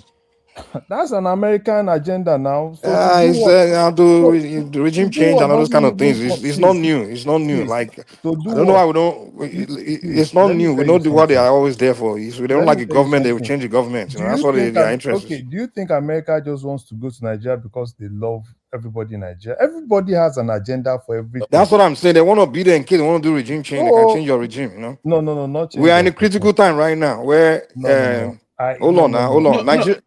Sorry, Mike. What they are saying is that do you remember when they had all those coups in the Sahel? Mhm. America used to have like a drone base and Drone base. about a couple of thousand troops in Niger Republic. They were Mhm. all kicked out. So what they are suggesting essentially is that they are trying to re-establish that presence, but this time in Nigeria. Did they really kick that drone? Did they really kick them out of Nigeria with They that did. drone base? They kicked them out. And they took marching order from that guy. Well, No. if they say leave my country, what would they do? They will say we No, they won't. left now. I always wonder. It looks like some of our Africans are you So won't free. I don't know, man, yeah, because so they left, and Nigeria is kind of like, they are currently in Ghana now. So, but Nigeria is kind of like the closest place, because Nigeria is the only friendly across that region, from Mali to Niger, Burkina You know, they Faso. also want to monitor that Sahel, Yeah, both for because the they are trying activities to. of yeah, the yeah. Chinese, the They know activities what of the Russia is Chinese. actually doing. Do you Yeah. know that in Burkina Faso, Russia is really on ground, boots on ground, fighting, helping those Burkina Faso guys? You know when they bombed Sokoto and then when they talking about coming to help us attack terrorists Nigeria and then they are focusing on Sokoto. I'm like, then I begin to look. Sokoto is so close to now Niamey, the capital of Niger Republic. So I'm like, you really is it that you are going to get closer to the president of Niger, or is it about Niger or is it about Nigeria? Because I was thinking like if they really want to go after it will be Maiduguri and the Middle Belt where they are actually killing Christians. But then they will start focusing on Sokoto. I'm like, okay, maybe it might be about the Sahel country because the capital of Niger, Niamey, is very close to Sokoto. So Mhm. I don't know. So America, to me, I think America has an agenda, but how are we going to benefit from that agenda? That's my own major focus. Because prior to this time, those guys, it's not like we don't know where they are. And I like the way the chief of defense staff actually said it. Even the citizens themselves, and that's part of what these northerners do not really agree on, right? Because they know those people, they pray with them, they know them, they are in their domain. Look at what happened in Meduguri.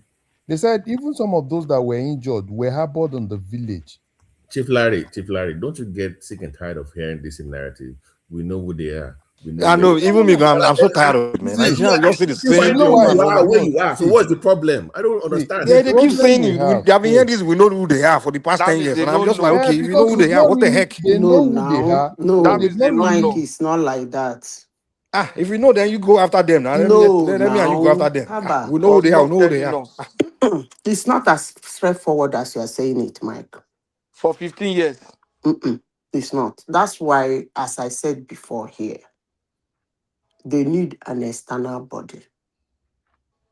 And that external body will act like 70 or 60% independent of the Nigerian army. When I mean 70% or 60%, it's 60% working with them. But when it comes to acting, the 30% will be shielded away from them. That's the only way that thing can get done. They know them. Larry is right. They know them. They know who they are. They live with them.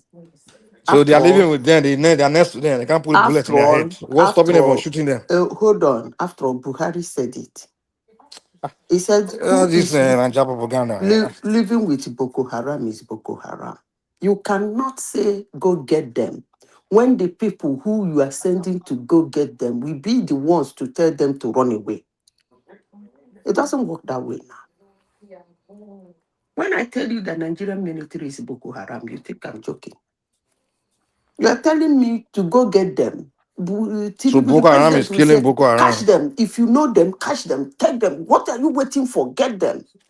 Who is going to get them? The same person who is committing the crime will go get the same person. It doesn't work that way now. So when they are shooting each other, because I've seen Nigerian military drum bomb everywhere, and I've seen them chopping the Mike, head of Boko Haram off. So Mike, what is that one all about? Mike. That's why for me, if they really want to help the military, particularly the ones from the south, they should please help pull them out and leave the northerners with these guys. You know what you said, Mike? You said when they're shooting themselves, what is it? Listen, it's just like you shouting, children, children, women, women, when there is a war. Most of the military men that are being fired, most of them are innocent. Well, you When say I they are say the one, Nigerian they military are are the Boko Boko Haram. Haram, Do I you know mean the another people in thing? the helm of affairs. Do you know another So thing, Madam now Zita? that Tinubu I has was changed the listening to general. an So okay, let interview me ask you this: yesterday. Tinubu made what's that Yoruba man that died? One man help me out. Lagbaja. Olagbaja. Lagbaja. So Lagbaja is Boko Haram too. Of course, he is. Lagbaja is How? Boko Haram. Okay. Yes. Uh, How is uh, Lagbaja Boko you Haram? are going too I far say now. he No, is. you are going too far now. This, How is Lagbaja Boko Haram? So I'm not okay. sure. I'm not sure you guys are listening to what Zita is saying. They are trying to pin that down on minutia. What this Zita is saying, and I think a lot of people widely agree. There's a lot of sympathy towards the insurgency. Even I was listening to Prince Adewale Adebayo saying an anecdote along those lines. There's an embedded sympathy for the Boko Haram sort of insurgency within the Nigerian army. We've heard of them being rehabilitated into the system. We've heard of troops actually giving them information. We've heard of a lot of these things. A lot of them are anecdotes, but a lot of the foot officers as well, they are coming out to say the same thing. Even Goodluck Jonathan said the same thing, you know. Well, But they are yes. not. They are Because just talking. They are not showing us any kind of Another thing, substantial. You I've see, always said that, prior that to this They time, are we've been talking just like talking normal about Nigerian talk every day. Now, we are not different from our leaders. They are lazy. They don't do any investigation. They don't do Okay. any. They Goodluck just give us. Jonathan They What doesn't just you, pull have information out of their Mike? hands and feed it to us. That's what they do. Mike, what do Goodluck you Jonathan call doesn't have the intelligence. substantial when a military man, maybe you are not used to the military. If you are used to the military, you don't even need me to say that they're Boko Haram. You will know that they're Boko Haram. Because decisions on attack, such attacks, is only taken by one person in the military. It's not a round table something you see, okay, we Is it got not it the for. same insurgency that's Hold going on on in now, let me Niger, finish. Now all you're over the attacking the Sahel? So it's insurgent. Nigerian army that's responsible for I all of beg, I that. know they discuss.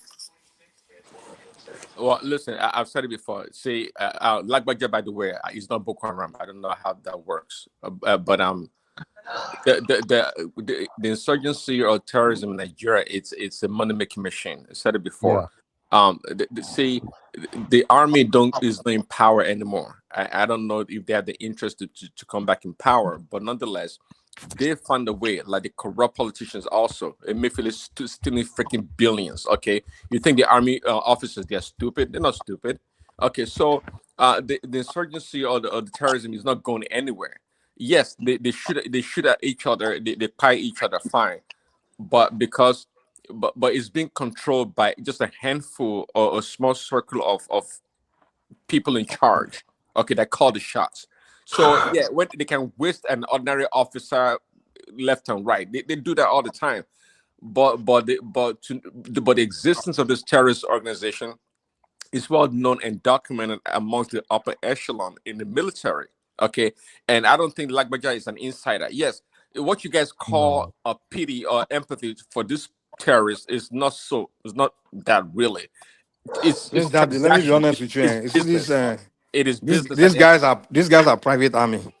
The world we live in today, companies, big companies all over the world, corporations, they have their own private army. They send out there to go take resources for them. They have it in Congo. All they do is secure the mineralized sites, dig it, put some children there, they dig it, they fly it out. Are you saying It's all over Africa, it's all over the world.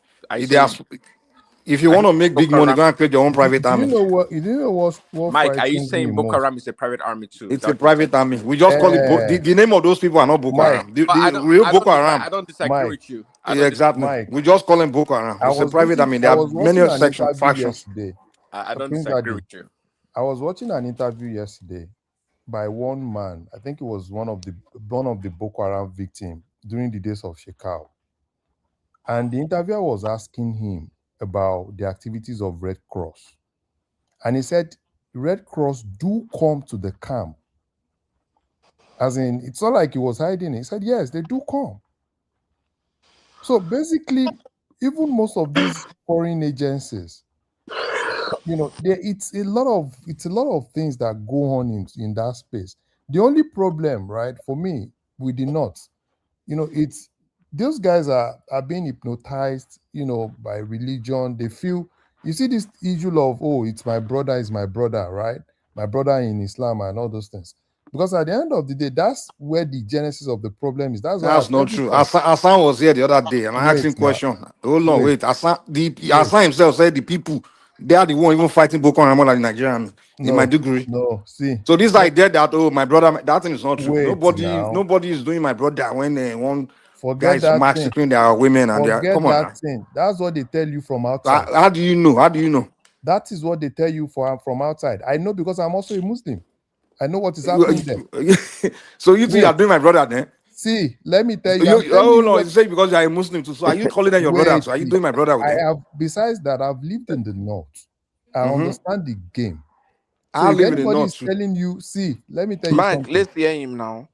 Every of them from Bello Toji, do you think they don't know where Bello Toji is? Do you think they don't know where all his boys are?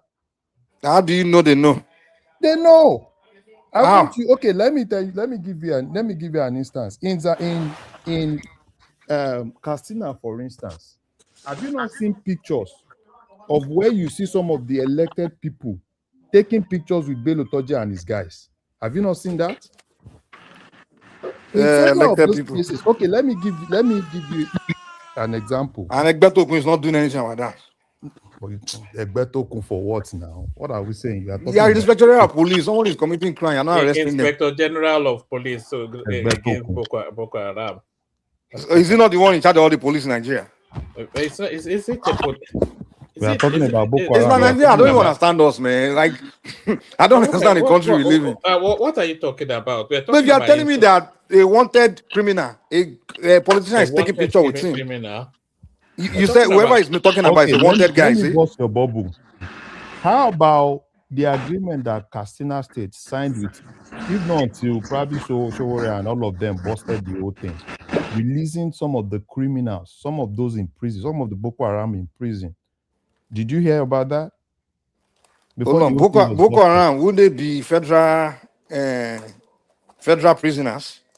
Yeah, did you hear that time, right? Or you didn't? Hold on. I'm trying to a Boko Haram suspect with federal criminals. They'll be in federal prison, right? But you know that governors have a way of pardoning. Governor will go and release prisoner from federal prison. You don't do anything. When I listen to Nigerian conversation, it's like I'm like, what am I listening to? I get confused. I mean, if everything you guys are telling me is true, all these things, then I blame the president. No, hold on. Sometimes when I listen to you talk as though you are not a Nigerian or you Nigerian show you Photoshop propaganda, so I don't know what to believe. Forget what to believe or not to believe. So too much propaganda in that country. I don't even know what to believe. Forget propaganda now. You grew up within the same system, so you didn't grow up outside of that system, and you talk about the Nigerian system. Which other system? Which is propaganda system? Everything, you don't even know what is left, what is green No. or black Sometimes anymore. when people listen to you, it's like you're from the outside looking in, and you don't I know how know the now, country and I'm works. telling you, Nigeria.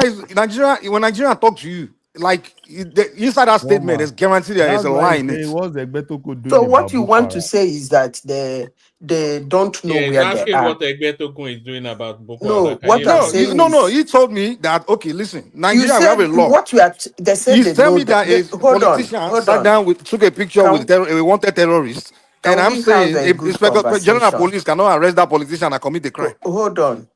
You let me go back to what we've been saying.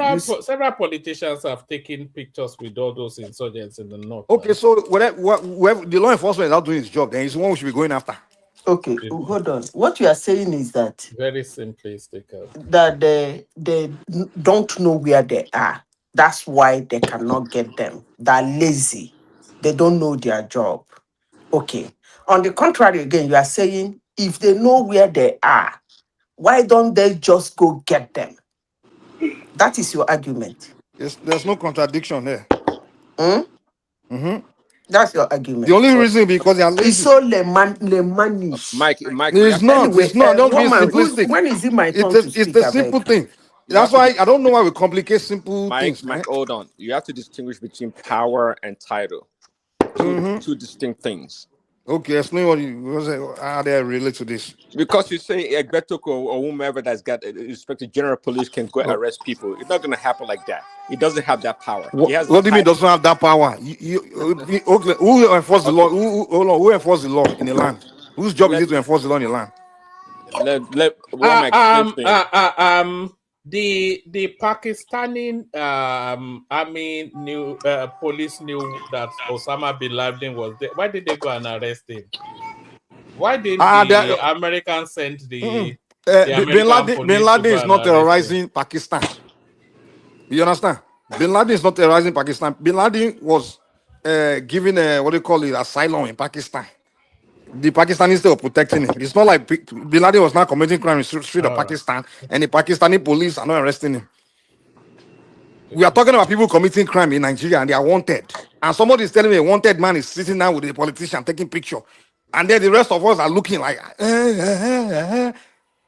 what the heck? But Mike, It's not Mike, making Mike, sense hold to on, me Mike, hold on, now. Mike, hold on, Mike. Mike. There are people. Let There are me Laden give was you not. But we've even seen Mike. several. Mike, Sorry, Bin Laden we've was even. not in asylum. He was not on asylum in Pakistan. No. He was hiding there. He was Yeah, not they are there on protecting January him. asylum. But that's an asylum now. It was Okay. protecting him. Who told you that they were The, protecting the him? Mike. Pakistani kept him there Mike, now. I let me mean, we give all you know. They the one kept We that you all him know know that. there. very He well. was in So hiding they knew he now. was He there. was not wanted by Pakistan. He was wanted by the US. He So was they knew he wanted was by there. the Pakistanis now. Oh, Mike, God have let me mercy. give you the one that you Anyway, know very it's well. pointless Sheikh sometimes. Sheikh Gumi.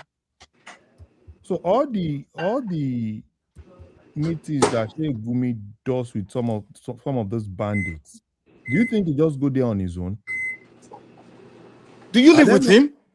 are there no military, police, DSS following him to those spaces? Or you think he just wake up and just go to those Well, places on his own? At well, every but wait, at every of those meetings, go and check all the videos. You will see you will see army there. You will see police there. You will see DSS there. and my friend, Even Gumi said it in a recent, as early as last week in an interview he did now. I can go and bring it up. and what I'm telling you guys is, if this is the case, then what is the head of state, the head of law enforcement, people that will be enforcing law? Why are they not doing any? Those are the people we should be going after instead of sitting here just looking. Mike, you're funny. I got Prince that you live in the United States, right? Marco, what's they call it? We're looking for a wanted man in America.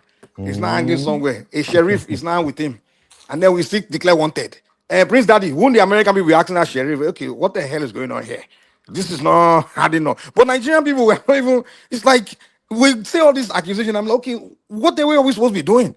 Are we not supposed to be holding people that are responsible to do their job? They're not doing their job. Rather, we'll be pointing finger at one tribe. Oh, these people, that people, there are people that should be doing their job. They're not doing their job. That's my whole argument here. I'm not saying you guys are wrong that some these things I are hear not you, How are happening. you but sure that? I'm How are not you telling you sure? that these things you guys are saying may not be happening. But what I'm saying is that's not what we should be talking about. We should be holding people at tax. That's we doing their job.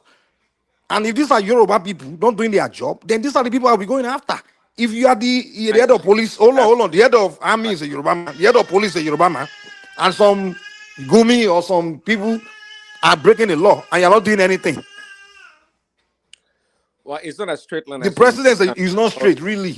It's not To as enforce law is not straight. Come on now. it's not as linear as you make it sound to be. See, you know, we live in a multi-ethnic society. Okay, you're not gonna freaking get up and go grab some northerner that you say is a What criminal. the hell are you talking about, man? A criminal? Why? I'm talking the hell. Yeah, that's why nothing's. So when we working want to out. grab Nnamdi Kanu, what the hell do we think twice? Exactly to the point. Okay, no, hold we on, didn't hold think on. we didn't say ethnic. There's no excuse that there's Nnamdi ethnic. Kanu has no agency to that degree. You just made my point right there. They can grab Nnamdi Kanu, Samuel Ekpa, and those people, but you can't freaking wake up and go grab a northerner that's well connected. It doesn't work like that. You can't go and connected with what? With who? Just like it happened in America. Do you know Epstein? This Jeff Epstein, right? This guy, Jeffrey Epstein. You know, when they arrested him in Florida, when they were about to throw the books on at him, right? That some people came from intelligence and said, "Hey, they told Acosta that it used to be the AG back then. They told him, hey, this guy is our guy, is one of us. And guess what? You are talking about case of sex offender, all those kind of crap. No, That's mine. Come on, man. We that missing kind the of thing point. can get away.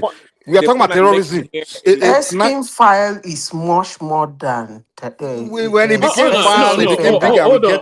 His case is much more than sex offender. Hold on, Zeta. Let's not go into APC file just yet.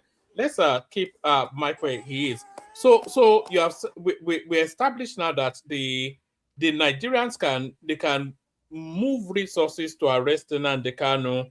They can work diplomatically to arrest Simon Ekpa. So why are they not arresting Sheikh Gumi? Why do you think that is? I don't know. Tell me the crime. We got keep saying Sheikh Gumi. Sheikh Gumi, other one is doing just talking. I really don't. I haven't seen it with gun or if you're pinning with a crime, then pick him up, arrest him. Okay, what about Bello Toji? Why have they not? Okay, that Bello Toji, that one is a terrorist, right? Is he wanted guy?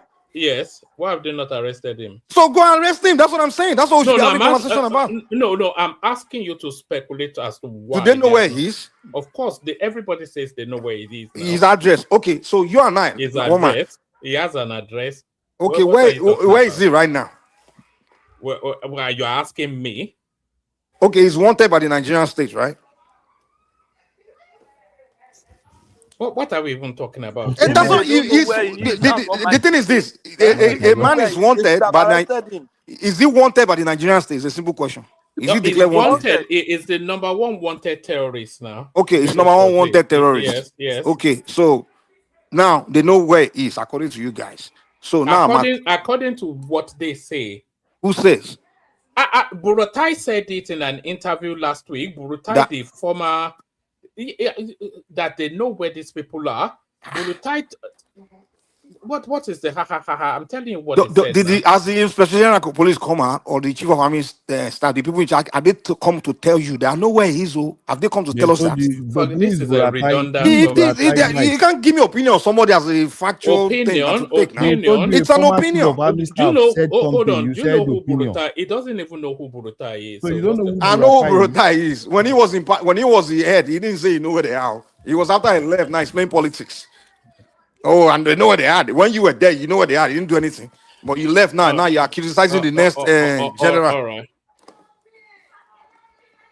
All right, but it's a lot more complex than. I think we play too much politics in Nigeria, man. That's why we are not solving anything. No, you can think that now, but there's because if you are convinced, if Nigerians are convinced that the Inspector General of Police know who that person is, they will be on the street protesting or calling the president to fire him or get rid of you or even charge him for or prosecuting him because now he's breaking the law himself. But we don't know. We just play politics, man. Everything we do is politics. That's why we don't solve any problem. I know you like Nigeria so much. Which day are we play too much regional ethnic politics? Which day are you going to go to enlist in Nigerian army? What does that have to do with anything? No, you have to go. You have because okay. So that will help your case, right? No, it's part of it now. Because you said they are not doing the job, at least so that you can go get them. That's what. No. The people in charge. He's not a soldier. No, I mean you can be in charge. I'm talking about people responsible to enforce the law. You can still be. You are telling me. You are telling me that they know where they are. And then instead of the person that's responsible to go, okay, if we agree they know where they are, now the person that's responsible to go pick them, or you're not even talking about the person. You guys say who is the law enforcement know who where is they the are, and the person that's people that supposed to we go and pick task. them up? Hold on, Is it not the the military? people we employ to go and pick. You guys don't bring up their name to talk about them here. Okay, No. let me It's ask the you a military question. now, and you are Let- also a Nigerian. So enlist in Nigerian military and Dude, lead. you're not making what you're saying is no, you're just doing Mike, let me ask you a question. just don't worry about me. Focus on what I'm saying, man. Don't tell me about me at least. Let me It ask doesn't you a help you any question. argument. It's not an Do argument. you really think in your good conscience that a country that is having security issues doesn't know who is attacking them? But now, Sita, I don't believe in all this speculation, all this crap. Yeah, if you want No, to tell I me am not something to talking believe, give about me evidence to Okay, believe it. Don't just tell me to believe okay, something. hold on. This, do you believe? Hold If you on. believe this, Hold I don't on. do all that. I Hold want on. to believe something that makes sense. Hold on. Not No, you no, have to no. believe it because it's Hold from this on people. now. No. It is inviting you to form a logical conclusion. Just a logical. You don't have to, it's just logic now. Okay, how did they know his name? They probably heard it from you online and they followed it because a lot of this. So they hear the name of the security people don't have the wherewithal to know the name of the guy. So, but the people outside of Nigeria, Nigerians in the street know more than the security people. So they are the one that told the security people their names. Is that what Yes, you're in saying? most cases, yes. In most Okay, cases, no let me tell you problem. what goes on in Nigeria. People in So the important positions. thing is that you shouldn't be complaining because according This to you, they're no. lazy, they're not doing their job, Manasita, they what I've don't know noticed in Nigeria. anything. So be it. Yes, in everybody in Nigeria is lazy. From the airport to the every people that work government, they're all there just to embezzle. No one is doing their job. Even the police, they're not doing any, they're not doing that. Everybody's just there to enjoy the ride of having a job and collect salary and collect bribery. No, is the level of corruption. Everybody's there to just make money. That's it. That's the system of Nigeria for you. And most of them, No country that is not when we go to corrupt. them to tell us what's going on, they will just tell you what they hear There online. is no country on earth that is not corrupt. I don't even know Yeah, what but you're we talking about. no. Corrupt. There's a difference between corrupt and also not there to do anything. Only there to be just to be corrupt. That's it. In Okay. many countries, yeah, people know they have to do their Um. job. They get job done, but they still steal or do whatever. But in Nigeria, everybody, in fact, most people that got a job through government or anything, it was through connection, and that's the only reason they got the job and they went for the job is to get there and go and get their own share of the cake. That's what Nigeria is for you. That country, every time I go there, I see it. I see it. No one is there to get things done or do anything. It's not a country where anyone is there to go and do anything. That's why when they enter there, who they appoint is usually somebody from the same old circle. Oh, it's don't forget me, it's my me that will get in that position. Oh, they just appoint the same old people. They're not there to get anything done. No one is doing job. That's why when we go to them to tell us what's going on, they will just repeat what somebody said online. I'll see politicians and tell us something like, dude, Mike, where's the fact? Are you seeing Mike, this based on let me fact? let me Oh, let me yeah, ask it you a is question. this. Let me ask you a question. So, if someone from the presidency tells you that the military know where the bandits are, will you believe? Dude, I just say Nigerians. If No, any no, no, no. Nigerian I'm this not will tell saying me good Nigerians morning, I have now. to go outside to look I'm at the telling you watch. from the I don't presidency. believe any Nigerian. No, I'm not saying any Nigerian. I'm telling you from the presidency. If the presidency tells you that the military knows where the bandits are, will you believe that? If the president himself tell me that No. hold on, wait. If the president himself Mm-hmm. tell me that The president himself, he said the presidency. who's the presidency? Like, you have to tell me, give me a specific thing. Okay, Don't start giving me the this presidency crap. let's say this Who is presidential the spokesperson presidency? tells you that the Mhm. military know where the bandits are, but they do not want to go to them because of civilian casualty. Will you believe that? Now we're asking, is this statement based on files? Is this just speculation? No. No, we're asking because there's context to what people But say. no, He himself, are we asking, are you suspecting that they know where they are? You don't trust not them, or you know for a nobody fact? is Hold telling on. you. Are we asking more question? Mhm. Because there's context. I will ask him for that question because sometimes I have employees. Sometimes I will suspect they are not. They know what they're supposed to do, but they are not doing it. And I will charge them. I will say, "You see, this is my employee. He knows how to do the job, but he's pretending he doesn't know how to do it. But it doesn't mean it's a fact that I know that he knows how to. I just suspect him because I don't trust him. So sometimes presidency can say, these guys in the army, I don't trust them. I think some of these guys know where they are, but they are not doing it. So he will come around and say, oh, these guys know where they are, but they are not doing their job. So that's just him speculating and not having trust. But it's different from him having the evidence and facts that's been shown to him that wow, it's a clear So evidence that this. will he come Hold on, and hold tell on, hold you? on. Wait, Will he wait. Let come me and land. tell Let, you wait, this wait, is wait, the wait, wait, wait. fact Let me land. If the president, first of all, if the presidency have a complete evidence and Mhm. facts to charge that the people they employ to do the job know where the guys are, they are not doing it, and he himself doesn't fire them, he has to come and be telling me that, then he's a foolish president. Because so you know what, you know this, and you don't even before you even come and tell me, you should have already arrested the officers and charged them or already dismissed them before you even come out to tell me. Now you coming to tell me that people that are working for you know where the terrorists are, and you're not doing anything, but you're coming to tell me. I won't even believe you. I won't believe you because I will say, no, no, no, no. There's no way. You can't be that foolish. I won't believe him because I will know he's not that stupid. Because I won't. If Tinubu come to tell me that hey, my chief of army staff know where the terrorist is, but it's not going to get there, I won't believe him because I know Tinubu is not that foolish to keep that same person there. Okay. So when Bayo Ononuga tells you that the military knows where the bandits are, so and you are disputing that because Bayo Ononuga will not come and tell you, Because okay, this he's is not. Then he's foolish. If he believes that, then he's foolish. Maybe he suspect that. no, he's not telling you But that if he he knows for suspect. a He fact that said if he they knows for a know. fact that the military know So where for they him to are, have told you, do you think he will go on live TV to indict the military? Larry, why would he not do that? Why would he not do that? Are they not working under you? Why would he not do that? Oh, I think these I are the don't, conversation. These are the conversations we Mike. should be having. I don't Listen, tire listen. for your matter. If you yourself believe this, that Bayo Ononuga and the presidency know that the army working for them know where the terrorists are and they are not doing anything, and then Bayo Ononuga and the presidency who you should be going after right now, not even the terrorists. In fact, the terrorists are more innocent than them because you are the one that we put in power to do your job, and you are telling me that the military know where they are, people working for you, and you're not doing it. You're coming to tell me, Nigeria, it's an insult.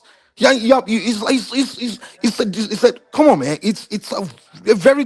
That's what I'm wondering. Like, is it because it's a Yoruba man now? You're not talking about him. You're more So focused on. when you hear about these bandits, they go to schools, kidnap like 250 students, take them hostage, release them at the end of the day. How do you think those negotiations happen? Bros, I wasn't there, so don't ask me how I think it happened. So that's what I'm telling you. So basically, they know, right? And every Nigerian knows that they know the location of those guys. The president know the location. Yes. So why are you not going after the president? But you come here every day to defend the president, eh? So why? No, answer the question. Why are you not here going after the I don't president? tell you which day you will go collect your uniform for. No. Why do you still come here to defend the president if you believe that the president know where they are? But you rather go after Fulani people or the Hausa people. See, that's the problem we have in Nigeria. Mike, I don't tire. We don't. You see the way we talk, we don't understand. It's like we just have conversation based on sentiment and bias. We don't want to hold who should be held accountable for something. We just want to. We want to point finger to whoever we don't like or blame who we don't like. But when we should be focusing on who's supposed to be what, who should take which portion of which blame. I won't say terrorists are terrorists. I'm not, who's so doing his job to go after them is what I should be talking about. No, okay, these people, let me hate them because like that. But what about the person? When Buhari was in charge, I was here going after the North too.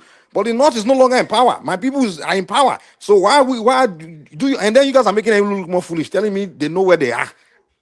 And then you telling me they know where they are, and then you want me to sit down with you and be blaming the same, this terrorism thing you're talking about didn't start overnight. It's entrenched in the system. So because you have a Yoruba AG or president doesn't mean that they can resolve the problem overnight. It doesn't work that way.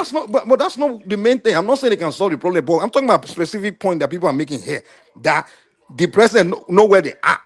And then you are not holding him responsible to do something about it. You know where they are right now. In fact, and I'm like, okay, why you not then going after him to do something about it?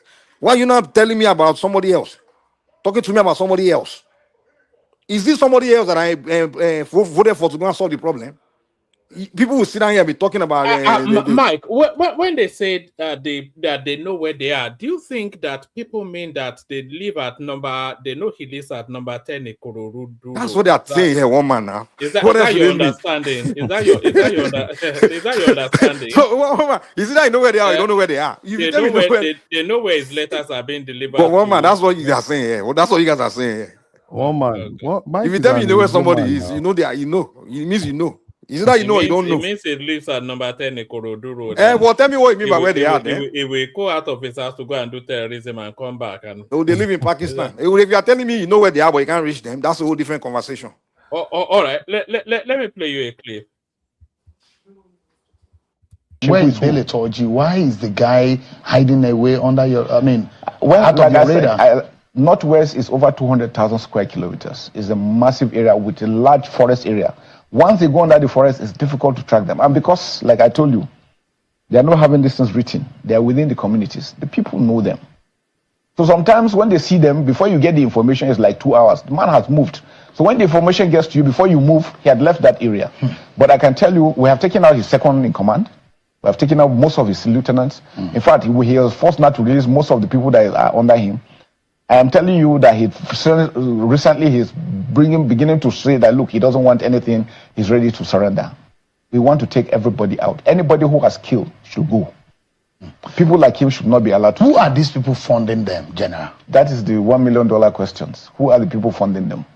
Sometimes they get fundings from kidnapping, armed robbery, and all these things they do. But again, you cannot rule out, because like I told you, in the Northeast, when we arrested some of them, they were having had currency to change. How did they get those monies? And look, people don't understand that, look, a lot of countries are envious of Nigeria. And they will not want, I remember some people said we're not going to survive more than 2015. This is 2025. I'm glad you put that video.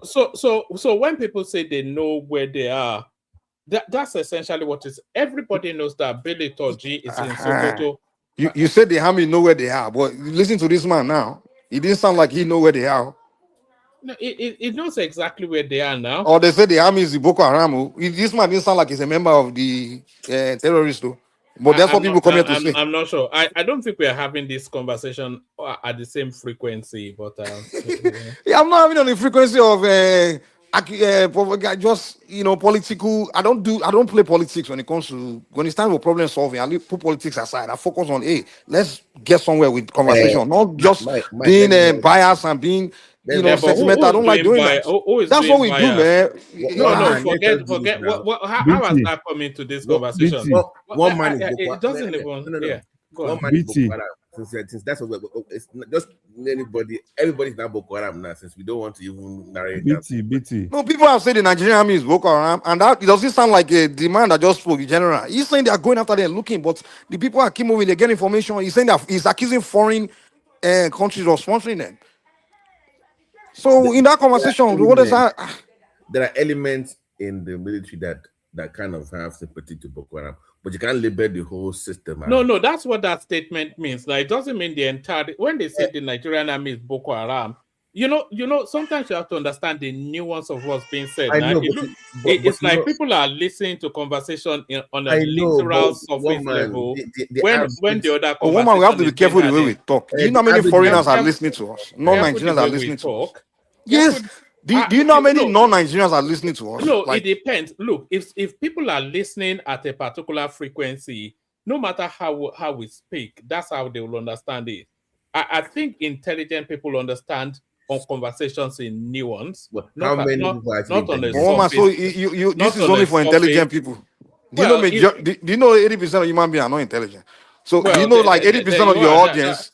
That's why we get very few views. We don't get the dummies cannot understand.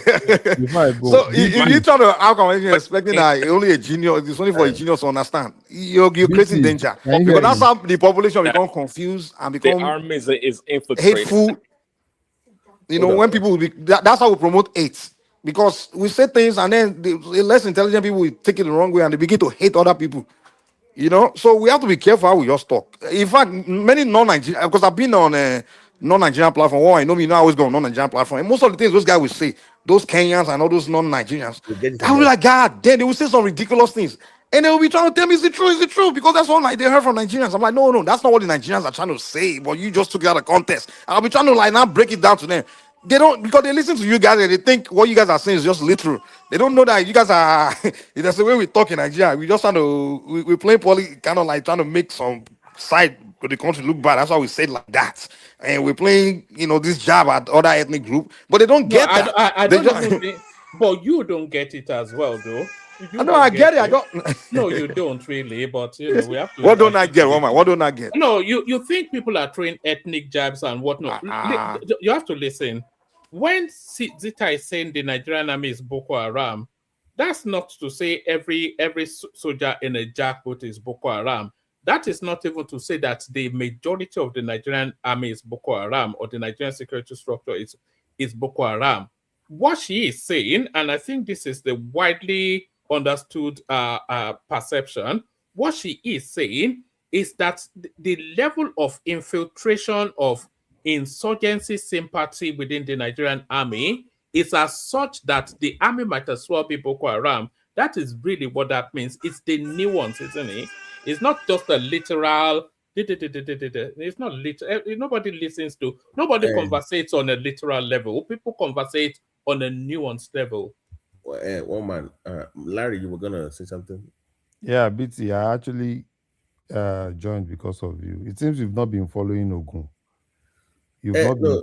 No, okay. I know you're a Yayi guy. No, I'm not a Yayi guy. And before you go ahead, I know you're. No, BT, you know why I said that? Okay. Why you've not been following Ogun?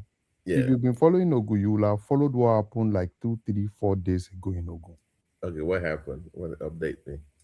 Do you know that majority of the House of Assembly in Ogun State, they dropped everything and they basically now declared for Yayi. Because the game in Ogun State is just because now Yayi Dapo is getting the ticket for Ogun East. Wait, Daniel is dropping now? Daniel is out of I'm asking that. No, APC, I don't know if he wants to go elsewhere, but in APC, Daniel is out of the game. Wow, I'm shocked. Yeah, because they've done the Congress now. He lost the primary, or there was a primary, or no, before primary you first do Congress. Okay. Right, party Congress. That's when you know chairman from every ward, chairman from every local government. Right. So that's how you get to know. So out of those Congress, Daniel does not have any candidates. Oh. So, and when you don't have candidates in the party, then they've completely shut you out. Because Daniel might go to the PDP. He still has his roots in PDP. So it's so basically now Dapo wants to go for Senate. Wow. And Yayi, so every other person you see, probably the bottom line is he who gets the tickets gets everything. Every other person will grumble. But when you grumble, can you withstand them? Larry, I'm not against Yayi. I'm just saying that I don't like the way he's been moving with. No. Another one. Let me give you another one. Do you know that the Yewa traditional rulers went to Ogun East? Or to help him out with okay. Yeah. They need to come to Ogun Central too to help. So yeah, they will soon. So now look at what is going to happen at Lishabi Day. That's when you see the game of politics. Have you been following Lishabi Day? I saw the Egba Day, I've not been following. Not this year, I'm not. No, Lishabi Day is coming I think it's in like 2, 3 in the next 1 week. I don't know the exact dates. That's when you see this. So all of them. So the problem of Ogun West now is who is going to get the senatorial ticket. Because there's Akinlade. GNI too is kind of like interested. But the way it is, it's a little bit dicey. What about this girl? She's awfully quiet now. Deputy is from Yewa now. No. Deputy, Yaya has benched the deputy. No. The deputy, current deputy. I'm saying. Yes, now Yaya benched the deputy now. You know in no, she's vocal. Active. No. She's vocal. They collected the structure from her. Oh, okay. So the structure of Ado daughter. So they collected the structure from her. So the current chairman, APC chairman in Ado daughter, is not the deputy's person. So the deputy wanted to replace that person. So, but Yaya and the likes, I don't know how they did it. They returned that guy. So there was. So if Yaya runs, where do you think he should pick the deputy from? No, now if Yaya runs, so basically the deputy I'm saying is going to come from Central. Man, you're getting shafted again. So it's going to come from. It's not all about Ijebu. It's all about senatorial district. No, I know. But so Ijebu and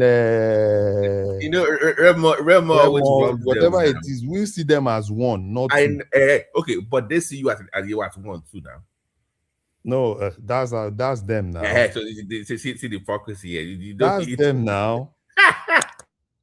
But Ijebu is always the one getting robbed by Remo now. They always. That's their no. See, how did they get to that point? All right. I'm not sure how many of our audience were carrying along. All right. Okay. Who cares about Ijebu? Is there? Are there even human beings living there? Is the question. It's not They like, take us to their locality. Very soon they'll be talking about the street council. Another one. Well, one man. It seems people are not following Lagos politics. Lagos, Abiru. Probability of Abiru getting the ticket. Where is it from in Lagos? Is it Central? No, Abiru is from I think Lagos East. It's from Lagos East. Lagos East. Is it Muslim? Abiru.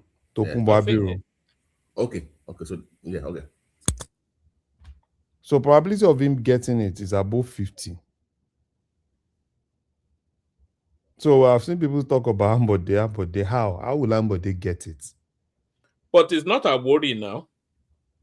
But one man, forget about it's not a worry, it's not this thing. Everybody now is looking for where exactly is Baba talking. Who is talking about worry? All those are worried. Lagos for Lagos. They will cry and cry. They will go to another party now, not APC now. Do you think APC is all about worry or is Ijebu is this? Lagos is not all about that one now. Lagos APC is all about but why would they donate to Lagos Lagos East? That is why I'm telling you, they know what they are doing. Yeah, but what do you think they are doing? Abiru is coming. The natural successor for Tinubu, for Sanwo-Olu is Hamzat. No, but Hamzat. Okay, Larry. Have you even seen Hamzat tell you that he's contesting? Hold on now, Larry.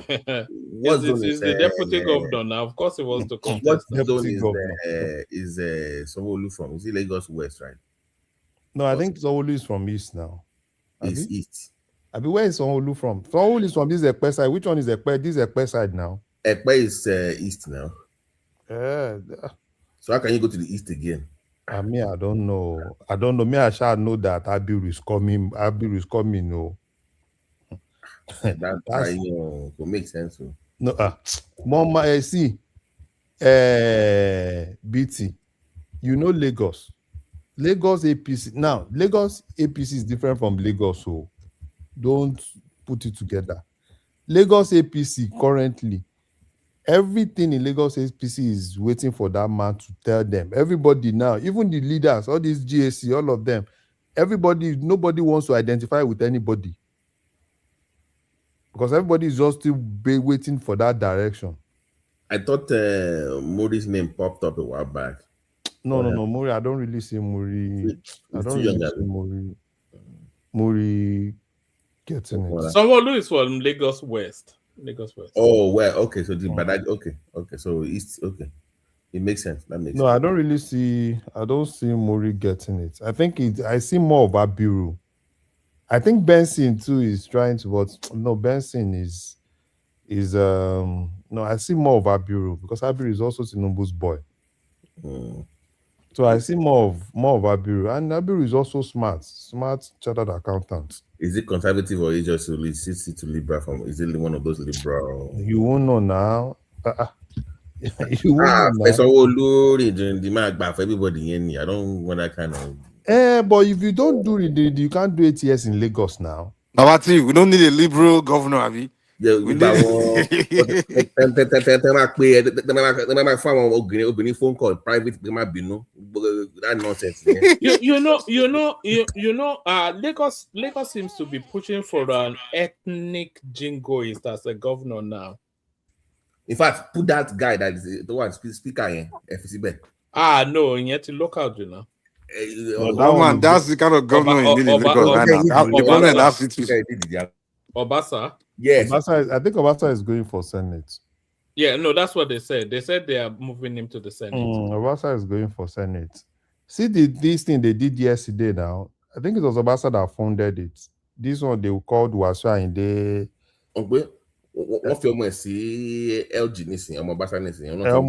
Yeah, his son is the chairman of Agege local government. Is that a step up or a step down from the Speaker of the Lagos Assembly to the Senate? I mean, it's kind of no. It depends on how you look at it. He has been there. So he has actually outgrown. But for the money now, he will not have access to the sort level of money he has access to in Lagos now. One man when Baba said move, you move. Okay, in Lagos, maybe there was a time of the coup for Regis then, right? When they were speaker, when they said it's time to move, you move. Even in that same Obasa that Obasa, one person that Obasa today would always thank his stars for is Pepe Oshinowo. Because Oshinowo was the one that kind of like did everything to give Obasa that speakership slot. But Oshinowo is late now. So if Baba say go, yeah, Obasa, who is Obasa to say no now? Larry, before you go, can you touch on Peter Obi in Kano today? No, now Peter Obi is looking for Peter Obi. ADC is already, the door is closed in ADC. Yeah, but they said Abiru is joining ADC. Is what we heard. Who? No. So Peter Obi is going to go to NMPP? No, NDC. They are going to NDC. You know what? No, please, if you're not obedient at this point, you need to come out here and explain these things because some of you no, you know the thing is this. They can't stay in NMPP because NMPP is in court. Even Kwakwanso is not in NMPP anymore, is he? Or I did not kick him out. That's why you are seeing all of them rallying around. Larry, my friend, Larry, just look at it. If you're obedient, just think about it. You left Labour to ADC, now you're within one cycle. Like, good morning. Don't you guys have any? Okay, Obi is the worst political prostitute. I mean, just go up and down, no direction, nothing. The problem of Obi is that there's a lot. Sorry, Larry. Patrick, there's a lot of echo coming from where you are. That's why people can't hear you. So the problem of Obi is always afraid of primary. That's why at every point, the guy is always afraid. And even in this, he said, last week when he said the ticket is not sure for him in ADC, I knew that he was looking for an exit route. But is it not too late? Is it not too late for him to exit, though? No, it's not too late, though. That is why you see all of them now, all their meetings. Are you not seeing the Seriaki Dixon following them? Was the Oyo man not there as well? Oyo man too is an orphan now. Currently an orphan in PDP now. Oyo man too. Oyo man that was doing video which day. So pretty much ADC is Atiku and our man from Rivers. So that's ADC. That's how Atiku it's going to settle. Atiku and Amechi. Obi joined them, then they finished the whole party now. But even if the time is still available, it'd be difficult for Obi to move yet again. When did he move? It just now barely 2 weeks moved from Labour Party. The desperation will be too smelly for him to move again. He wants to bank on. No, one man, I just really want to hear from Obedience that we go anywhere, Obi goes. At this point, say, ain't gonna anything do. No, see, they will go anywhere Obi go, in as much as Obi is on the ballot as a presidential candidate. They will move with him. Yeah, they will move with him. Because it's easy now, right? For Obi to now, because Kwankwaso now is more of an orphan too. Because he has lost his dominance, particularly with state fund. But why would you trust Kwankwaso that is desperate for Tinubu's attention?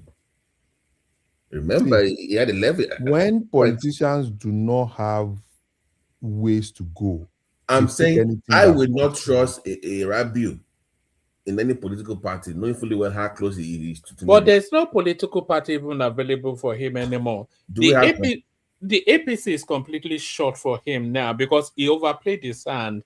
And now that they have the state governor, they don't even care about him anymore. But the ADC also, there's no real window for him. I was asking Larry because Larry mentioned the party earlier. Was it NDC? So the thing is this: there's still somebody that is blowing the whole thing. That is really Obasanjo is the one behind these. Obi, I'm asking about the name of the political party you mentioned earlier. NDC now. NDC. It was NDC. Okay. NDC. Yeah, that's where Seriaki Dixon is now. Oh, the guy from Bayelsa. Bayelsa, yeah. That's why you see that the meetings. Have you not seen them? That is always in their meetings now. Because that's the only party that that's what I see, right? NDC, they will leave NMPP. Obi will leave, carry his obedience, everything. They will go and join Seriaki. There's a window for them to leave. There's a court judgment that is likely to nullify the article faction of the NDC. And then they can use that window to move yet again. So that gives legitimacy to it. Yeah, and they have to move because time is ticking now. INEC, this thing is ticking, so they have to move. That's why you see that Obi is everywhere now, saying with Kwankwaso, Obi is going to be on the ticket, NDC. Kwankwaso will be his deputy, and 2023 will play out again. Wait, which party you think? You say NDC? NDC, yeah. Which one is NDC? This party Can anybody guarantee that Atiku will not run in 2031? Atiku will run in ADC until he dies now. Which party is NDC, sir? I said 2031 party. This Bayelsa senator. What does this stand for? What's NDC? Nigerian what? Nigerian Looters Coalition. every single party in Nigeria is Nigerian Looters Coalition. What is NDC? Mike, what is NDC? Ask yourself, what is Nigeria? What is the meaning of Nigeria? This is only talk. Yeah, you think you're making sense? Mike, you ask what is ADC? I ask you, what is Nigeria? One man, Patrick. So you went to school, they didn't teach you that in school. One man,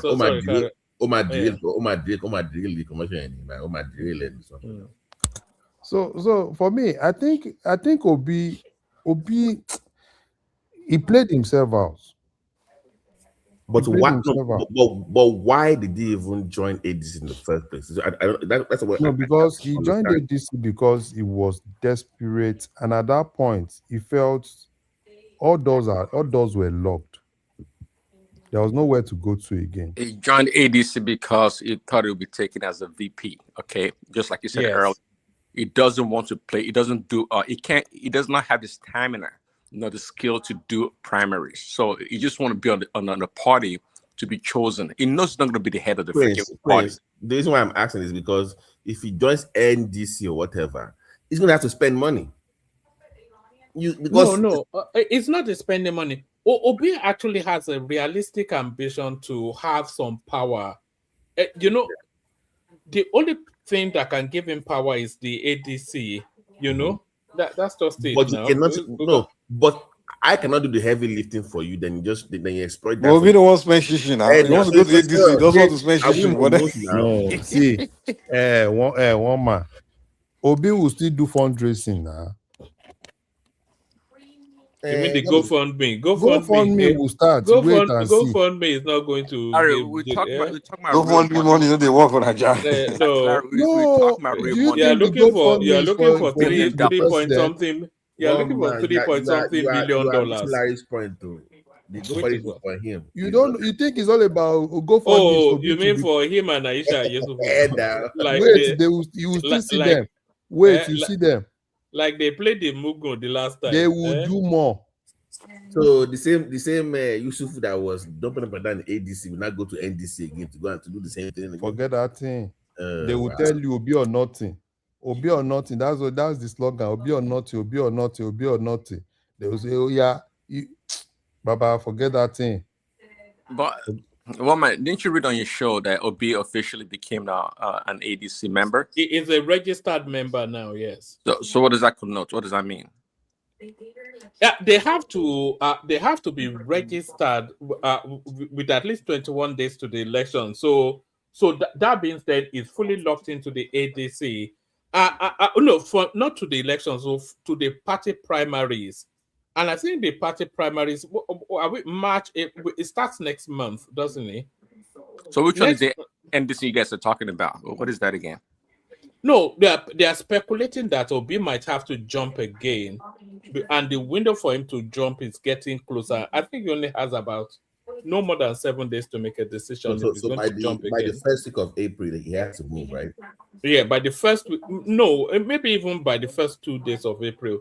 If you look at the window, the 21-day buffer to when INEC kicks off the primaries. One man. Which I think is the late April, May. Obi will move before April. Obi might actually move next week or upper week. You know we're on the 23rd now. That's what I'm telling you now. Obi will move this coming week. If you watch the game from Teriake Dixon down to Kwankwaso, and they said Kwankwaso should talk, he said, oh, he will let them know their next move. Which next move? Everybody knows the next move now, because Kwankwaso is basically not in NNPP, because NNPP is already, they've kicked him out. So an Obi too is more of an orphan, because Obi went to Amechi and the likes of them, and he sees that he can't even withstand the heat. You know, this Kwankwaso is another Peter Bill. It doesn't have to play politics. He doesn't have to. He has followers, but he doesn't have to navigate the political arena. It's quite clear. He doesn't have to do it. So basically, and the Baba in Abeokuta is the one trying to put them together. Does not know nothing. He knows nothing about politics. So we don't know that. It's the Baba that is trying you to can put only them say together now. Nothing if you believe that it's not a Tinubu agent. A lot of people actually feel that really Obasanjo is a three-dimensional Machiavellian master puppeting. Yeah. Have you asked yourself? I'm still asking the question: what was that conversation that they had when they locked each other in a room before the elections in No. He said my bylaw. That's what he said to him. Tinubu said to him, like, yeah, that was when they came out now. But you know, yeah, they had their own. I think Obasanjo is Yoruba local. No, it's not. Did you go and read this book now? My what? Go and look at the way OBJ described Awolowo. It was one of the most. Look in the mirror now. It was so disrespectful. But that's a topic for another day. I won't even go there. Calling him a narcissist and always. So for me, well, whatever the case is, for me, but narcissism is a necessary component of leadership, though. But no. I'm saying OBJ describes somebody as a narcissist. I'm like, oh, Benny, look at the mirror now. Look at the one talking. Like, what don't sorrow tendencies in him. Me, as far as me I'm concerned, I think the presidency, that one don't go. But that governorship is going to be tough. for Ogbabi. No, But do you not not for think a lot of the states. opposition party will attack Lagos? That if they can't get Nigeria out from Tinubu, they will get Okay, Lagos from why they Tinubu. put No, forget Lagos. Forget Lagos. one man. Okay, they were Forget attacking Lagos. Lagos. Lagos But cannot no, do hold that on now, mistake again. Larry. Okay, let me even give you that. What are they going to present? Bible? You know now, Chinedu now. Really? That's what we're offering. Chinedu now. Chinedu. They could present Sinedu will do it. One man. You know, it's been coming out in the media over the last few days. It's days. a normal thing now. They asked him. They said, so when is the AD starting one? All right, the guy had no idea when they are compared. They have about 2 dates, don't they? What's going on? He just following the view up and down. Maybe might go to NDC too. No, because the way it is, if Obi move, Chinedu will move. Yes, if Obi move definitely. to another place, immediately Chinedu will move. So no, that's what he's been using now. An average Chinedu can an average Chinedu win local government? Can an average Rose Vivo can he win a local government election in Lagos? Do you remember when he was running for rep? That was when we discovered his name. Now, when he said his name was Chinedu. Yeah. So you can, but for me, well, whatever the case is, everybody should just do well, Sha. Everybody should just do well, because this issue of governors coming to APC, taking over the structure, that thing, that APC will still blast.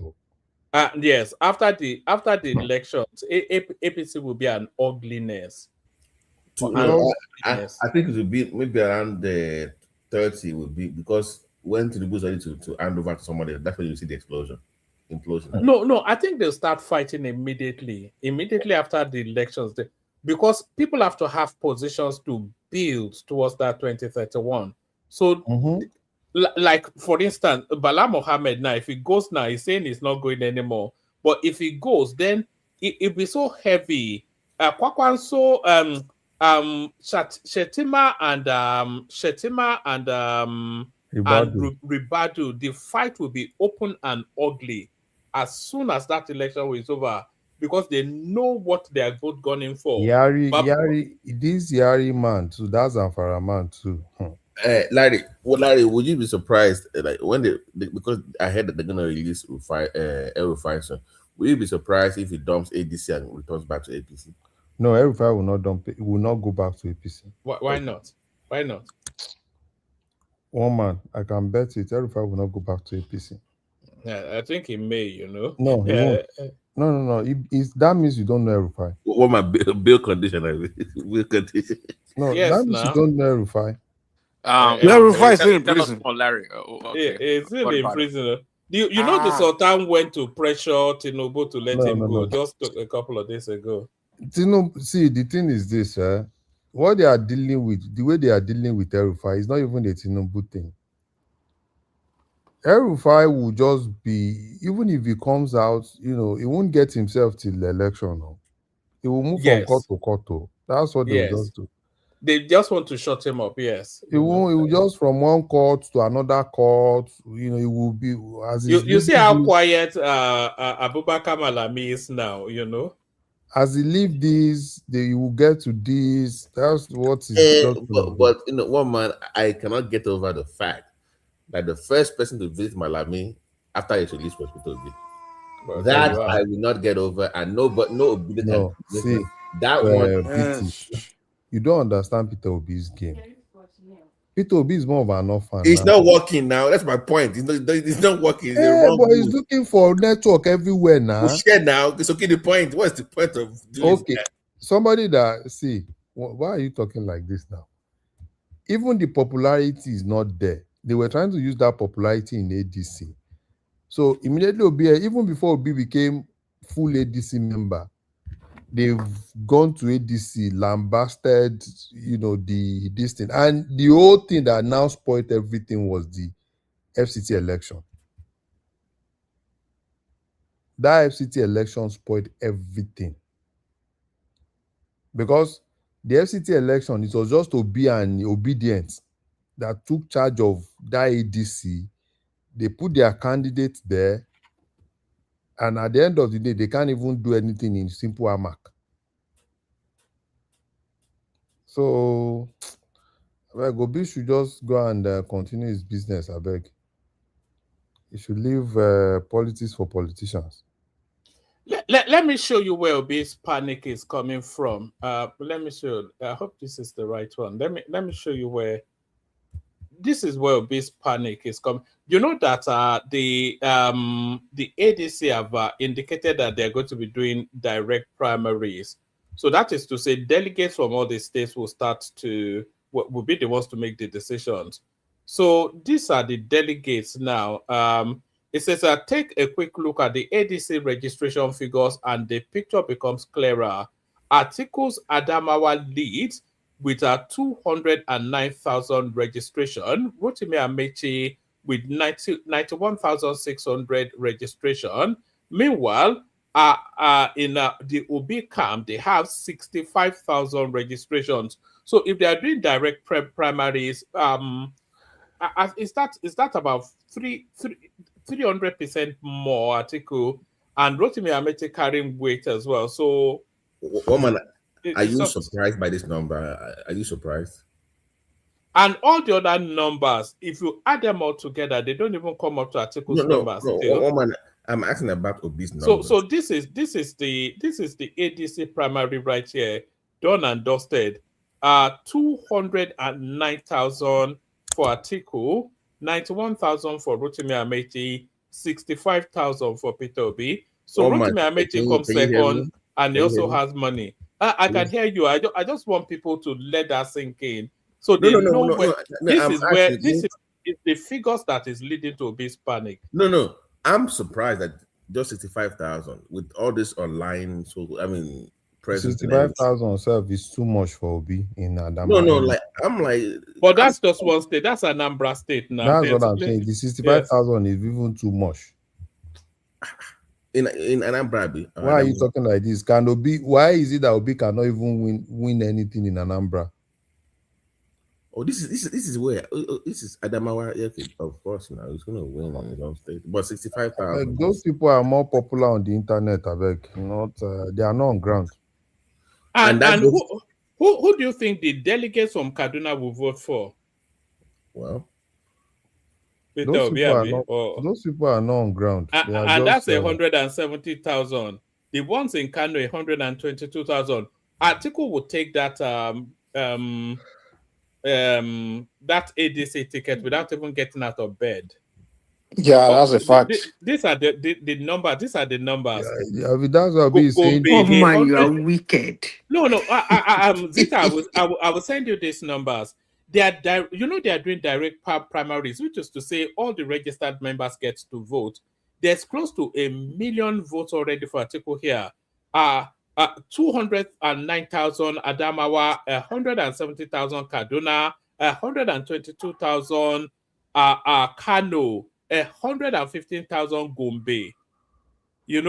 So that's it. I always say if Obi is going to ADC, they don't guarantee. And then 65,000 in Anambra. What's the Enugu one? Why the hell will he go to ADC? How many votes for Anambra? 65,000 are registered in Anambra, 38,000 in Enugu, 49,000 in Imo, so 30,000 in Akwa Ibom, so, and even Atiku singularly, without the other northern votes that we know will go in his direction, all the Obi likely votes, they are not up to Atiku's home state in the registered delegates, So why was Obi are they there, giving Southeast very little? No, they're not giving them very little. These are registered members of the ADC. Oh, okay. And these are the people that will vote for who to be their flag bearer. So Obi, they didn't guarantee him. But either it's not canvassed enough of them, or they are not enough of them. But they have to. Obi too has told us. He's told us now. So Obi did not get Saudis that has to come out and vote and register. Well, they're not enough. How many Southeasterners would join the ADC? But Atiku has moved all of the North into that space. But how many One man, Southeasterners she's asking will about join the the 6 ADC? million, the 6 million votes now. That's what we are asking. Where's the 6 million votes? Yeah, but Now, those all those the odds yeah. are all those things that They're in labor now. They're still in labor. no, all the things that brought 6 million votes are no more there now. So that's the panic we see going on, running up and down. Abubakar Malami, Kwakwan. But he's in Kano today now, yesterday. Yeah, yes, now doing Kwakwansia. He said he went there for Salah, not for politics. No. Because it's now Malam Peter Obi. The people that all the orphans in politics now, Obi is an orphan, political orphan. Sheyi Makinde, political orphan. Bala Mohammed, political orphan. You guys pay a lot of attention to these guys. I mean, you're a media person. You're into all these things. Left to me in my own personal life, never would I talk about someone like Peter Obi really, because not only is he a lightweight, he has nothing to offer. I mean, the guy just just grabs the microphone, but he has nothing to say. Prince, don't say that, man. The man Prince, just tolerate us till the end of April. I think by the end of April, nobody will ever talk about it. One man. The only opinion I'll be left will be at those states. Discount my opponents. Thanks, I do watch. But one man, why do you think lately? So he has been going very hard on Peter Obi very late. I mean, he's very, very vicious. I've never seen him that like he's like just. Everywhere. Yeah, I saw some guy attacking him on that he should cool down on Peter Obi. I saw some guy telling him he has to cool off Peter Obi. What do you call it? Shure is what about it? Shure is what is the word? Is still upset that Peter Obi came from nowhere, quote unquote. Shure is fighting half obedience and hijacked the spotlight from him. Obi never hijacked his supporter. He never had any support in the first place. It's just delusional. Yeah, the ground that he was aiming for. The guy is delusional, man, because he's aiming for that Southeastern votes. I can agree with you, BC, but if he thought he had the younger crowd, he only had the Edo side. That's it. Nobody else. He had the students, and then they're not even students there. Only the student union group, which have maybe a few thousands group of universities. No, you know the thing. And then he was aiming for the IPOB crowd. That student union, they've taken it away from him. Sheyi Tinubu have taken it away. Kano is how many? One man. Kano is 122,000. Is there? So, Larry, can we agree that is it the highest? No. Adamawa is 209,000. That's Atiku's home state. Oh wow. One man, can we agree? So that's why Obi is panicking now. All the numbers tell him, and Rotimi Amechi is also strong in terms of people registered that are likely to vote for him. I don't think they haven't promised Obi that he won't run. They promised him that he will be the front runner. Man. No, who promised him? There's no way the guy would have went there. They didn't promise him. No, come on, Mike. Really? Aisha Yusufu went there with him. You think too highly of Obi? Are you kidding me? The guy's not that dumb now. How can he go there without? Mike, that's the point we're making. It's not that dumb. It's dumber than we thought. So basically, look at the way they played him Mogun. I think they blackmailed him. They blackmailed him into ADC. No, they did blackmail. Come on, how can we far away non-politicians sitting down here? We like Woman has said, and many other people, including myself, said it before that this guy will be. At the end of the day, we be partyless. We said it. So come on, no, Larry, I don't believe that. No, we also the end right. River State is how many, please? One man. I'm not seeing it. River State is Woman, can you zoom in because we can't see what you're looking at? All right, let me try and expand it. The thing is all right. Maybe that's too over zoomed. Let me see. So just for the benefit of people who may be wondering why Zita is so keen. So these are it says take a quick look at the ADC registration figures and the picture becomes clearer. Peter Obi has lost relevance. Atiku Abubakar's Adamawa leads with 209,000 registration. Rotimi Amechi's River State, 91,600. Meanwhile, Anambra State, that is widely seen as Obi's stronghold, trails with 65,000 approximately. So why are these figures important? So these are people registered with the ADC. So these are not the INEC anything. No, these are internal ADC affairs. So these are registered people with the ADC. So why are they important? The ADC is doing direct primary. So which is to say every single member gets to vote as to who becomes the flag bearer of that party. So and they are going to use the registered members, of course, to do that. So when you look at the figures of the people registered at that for that party, then it tells you all you need to know. Adamawa 209, Kano 170,000, Kaduna 170, Kano 122, Gombe 115, River State, which is Rotimi Amechi, that's 91, Katsina 87, Bauchi 87, Kogi 78, Taraba 66, Anambra 65, and then you see it's in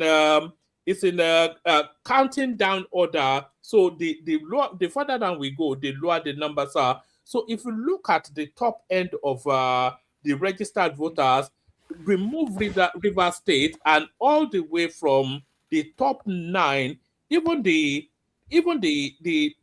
top 9. If you look at the top 11, all of them minus Anambra and River State, they all go to Atiku. Even Lagos, one man. Look at Lagos now. Look at Lagos. Only 41 people are ADC members in Lagos State. So Road Vivo is not even pulling his weight. But these are the people that are going to vote for who the flag bearers are. And if you look at all the figures, they are in the north. So that's why Obi is panicking. No, one man. I don't even know why this is a surprise to you people. Of course not. Shebi una say Igbo people love Obi. And they want him at all. They do, but this is the kind that Obi should have worked. Obi is a lazy man. This is actually the problem I have with this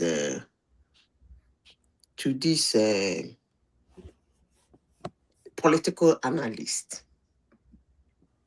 There is a fact that they are omitting, and that we keep hammering on it. What happened in 2023 is not something to determine Obi's strength. But nobody is listening to me. That thing that happened in 2023 didn't show his strength. He's not that political. That thing is not for him. I've said it is a circumstantial and situational vote. And it was corrected. It was corrected just 2 weeks after that election. 2 weeks. That thing was corrected. But people still keep saying, it's because he's not on the ballot. If he was on the ballot, he would have still won. He won the election. Blah, blah, blah, blah, blah, blah. But the good thing is that all I have been saying about him have not been proved wrong.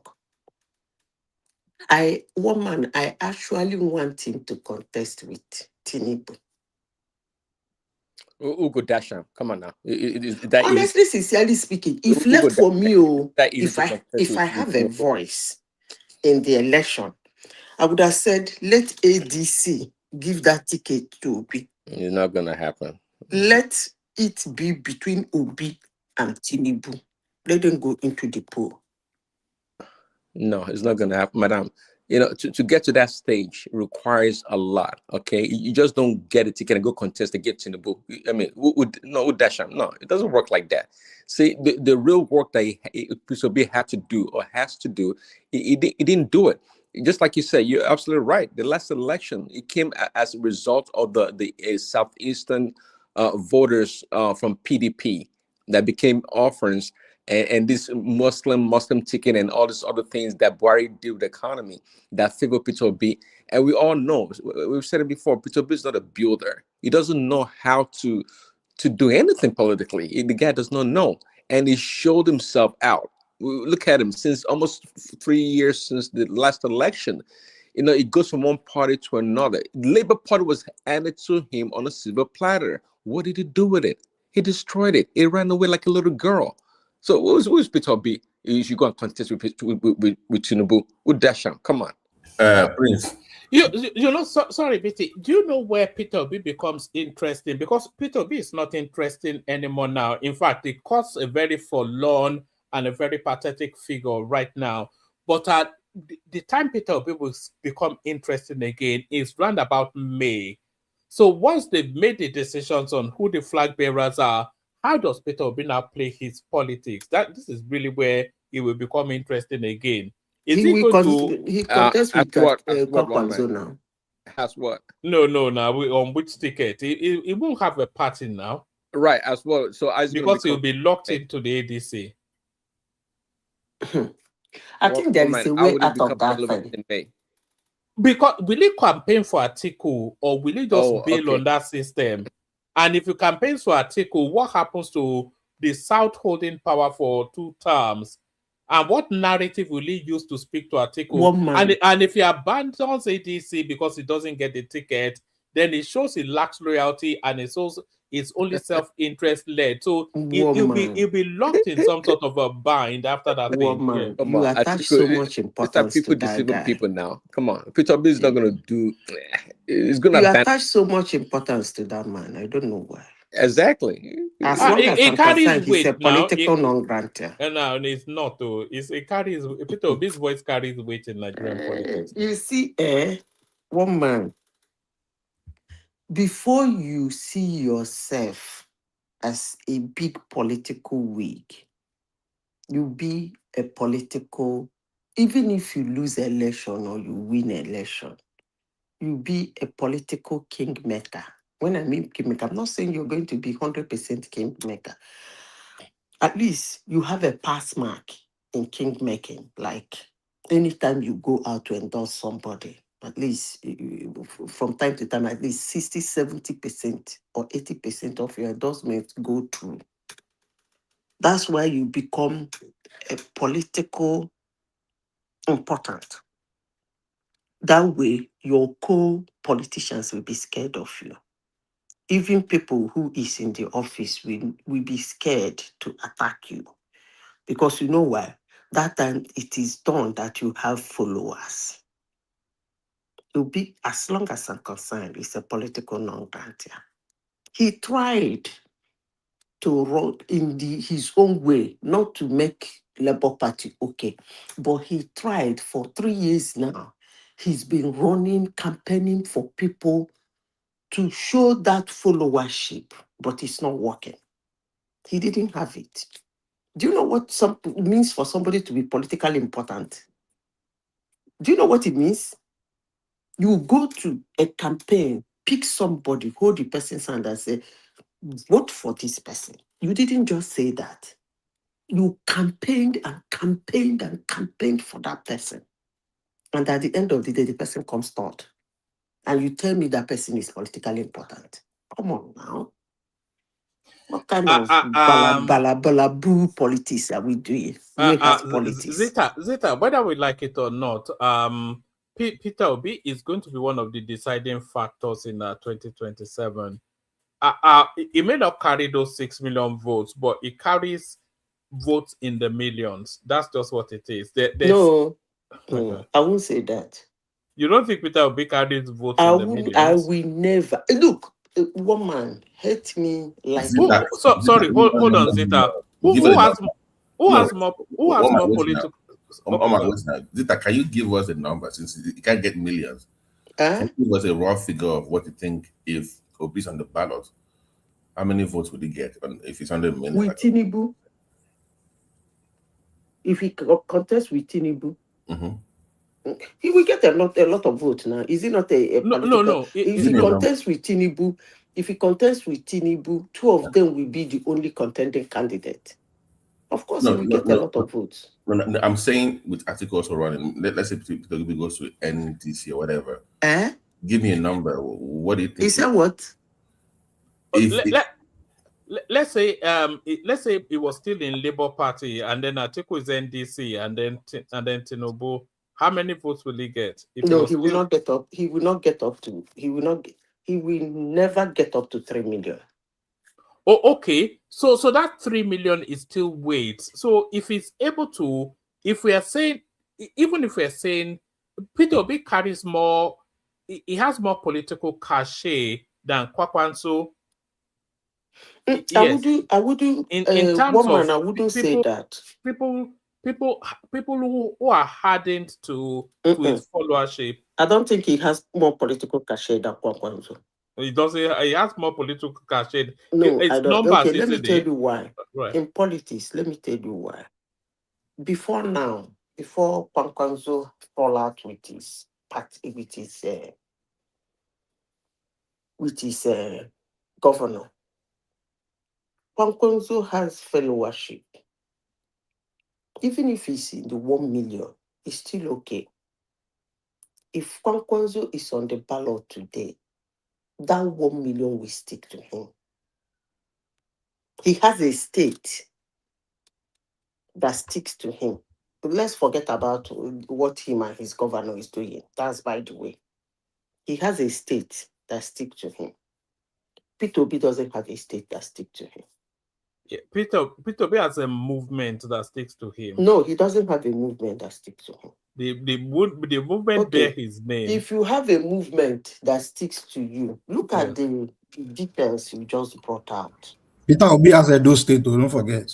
Look at the details you just brought out. If he has a movement that follow him, look at the number of votes that came out for him in the Southeast.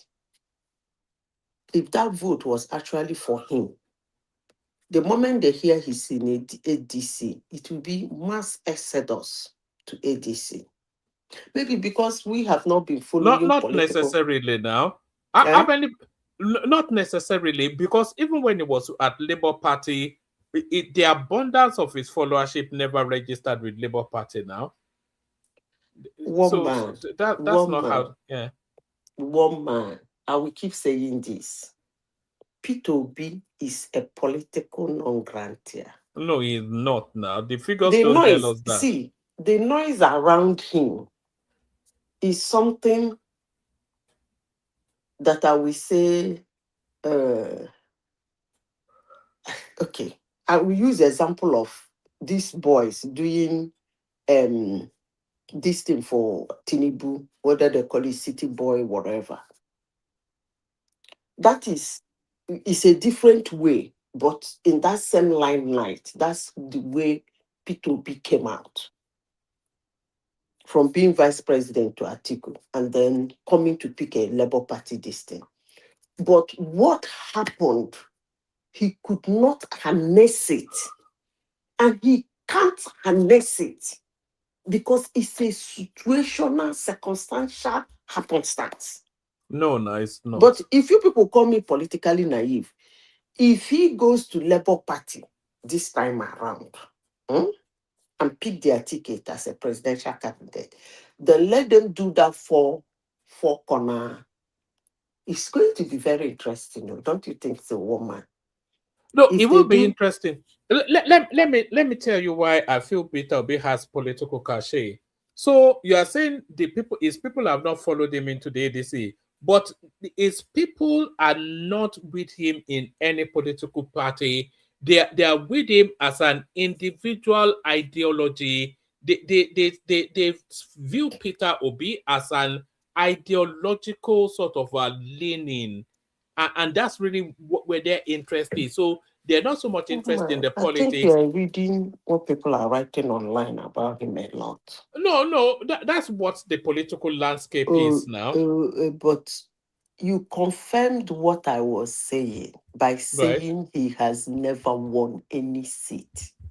How do you mean? After the 6 million votes. So what am I saying different? No. I'm not sure if we're having the same conversation. But the You conversation, said he has political cachet. Yes, it does. Since It after does. the 6 million votes, where have you Yes. shown? How do you mean? You use the grammar now. You say he has a political cachet. And no. I said, after the 6 million vote, where has that political cachet shown? Okay. No, I get where you are, but get where I am. So Peter Obi does have political cachet. So now, if that cachet doesn't play out in some localized election in Anambra or in Benue or wherever, it doesn't really so much matter. You know what we know. The only reason why hold on now. The only reason why Peter Obi is being courted so much within the political space is exactly because he does have political cachet. So there's a lot of energy. In fact, the most energy in Nigerian politics is in the Peter Obi space. It's the most energized space. It's the most fanatically obsessive space. And you may I'm say, sure you are pulling my leg. No. You don't know what is fanatical. No. Hold on. We get to the numbers. So Peter Obi has a very, very aggressive and very energized followership. I don't think there's anything control. I think that's just a statement of fact. So how real are those? So there are self-interest elements within that energy. There are people just milking the name for money and all of that sort of, internet coinage and all of that sort of. There's a lot of that. But if you boil it down to its core essence, Peter Obi, he can at least move 1.5 million to 2 million people easily. He can move them. So why has he not used that in Anambra State? Because they are not necessarily concentrated. They are scattered in pockets of localities. So he won Anambra massively. You mean in that last election? Mm-hmm. So why are they no longer in Anambra? No, because their movement is with him and not essentially. You see, they care for Peter Obi, but they don't care for politics outside politics doesn't work like that. That's exactly how it works. No, politics doesn't work like that. Quick question, one man. If politics work like that, then there wouldn't be a movement. Do you know what is a movement? A movement is something that follows you about. Come on now. Would it have been better for Peter Obi to have organized his followers into one umbrella for political strength and visibility, meaning that it has more leverage, I guess, when it tries to negotiate with other politicians, right? You don't think that would have? I understand what you're saying, woman, by the way, and I think you're right. But if he had organized his constituent better, wouldn't that be more palatable for him in the long run? Yes, it should have. Shortly after that 2023 elections, the move that Peter Obi should have been making, rather than continue to campaign, he should have looked at what happened at that election and then thought about how he could harness it. And some of the ways that he could have harnessed it was to have formed some sort of either a formalized movement or more so a political party, or even a quasi-political party, something that just condenses those people under. You cannot harness what you don't have. What he should have done with that, he should have taken that label. He cannot, because he don't own it. No, hold on, Zita. I'm not sure everybody accepts that, but let Mike come in. Mike. He got the opportunity. That movement with that Labour Party, what he should have done was just humble himself, put that party together, unite that Labour Party, and then from that point, he would have studied the mistakes maybe that were being made in their campaign, whatever, and just trying to work it out and trying to build bridges and expand that Labour movement. And then from that 6 million, he would have had them more millions to it, and then that's where he should have started from. He should have built from that moment, and then invite people to join Labour with him and be the leader of that Labour. And that's a tall ambition for Peter Obi. But the guy was too, he just didn't have the brain and the because he did not do exactly what you said, Mike, is why somebody like Zita can just dismiss him, just derisively, just squash him off like a You fly. see, That you know, see. if he had really, that's why people like me say Obi is not clever, because he is not a clever man. He is not, and that's what stymies him. The other thing that defeats him is that he doesn't even have because you don't necessarily, not a lot of people are clever now, but you have to be astute enough to have clever people around you. Obi is not clever, but then what equally doubly damns him is that he doesn't even have clever people around him. It's just ethnic jingle, dog whistling, and that's the end of it. Rinse and repeat. With Rinse and ethnic repeat. jingle and dog whistling, you can, that ethnic jingle and dog whistling is for you as a politician, you can still build for it. You guys refuse to understand me, but that is okay. But I will always use somebody that is still in power today to give you an example of what I mean. Take, for instance, Donald Trump. When he came in 2016, he started the MAGA movement. Make America great again, or make America great. Whether they are great or not, nobody knows. But it's a great nation anyway. And then he won that election. In 2020, he lost, but he won extra 12 million votes. I hope I'm making sense. That means people believe in that movement. He won extra 12 million votes. That is extra 12 million people believe that did not believe in 2016. He left office 4 years after. Within that 4 years, he was still active. He endorsed somebody, the person goes for election, he won. He endorsed somebody. That was how J.D. Vance then come up. He will go and he will shout, he will tweet, he will open his loud mouth. It works. Not 100%. But Trump harnessed his movement now, the MAGA movement. But Obi did because not. it's for him. Now, let me explain. I'm coming. Let me explain. Then you notice that that's what I'm telling you. When somebody, he does what they call endorsement, not 100%. They go in.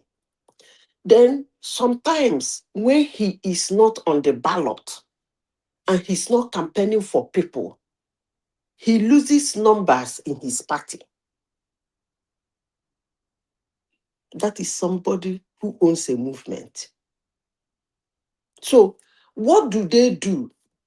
Because they know that the movement is for him, the Republicans try to seem as if they want to put him back in the ballot for anything, even when he's not contesting. That's what I mean by somebody owning a movement. But in this case of Peter Obi tried to put himself back in the ballot on several occasions for 3 years now. He has been testing it. He tried to put himself back in the ballot and he loses. He tried to put himself back in the ballot, he loses. But I will not make sense to you people because some people say I'm politically naive. But how you test your strength as a politician is when your name is not in the ballot, you try and put yourself back in the ballot to show your strength. And this man has been doing it for 3 years. And they came out now to call him political non-grata. You people say, no, I shouldn't overwrite it. I rest my case. All right. I think we have a voice joining us that we may not have seen before. Omo Yoruba Tata, friend or foe. We know him now. We know him. Tiwani.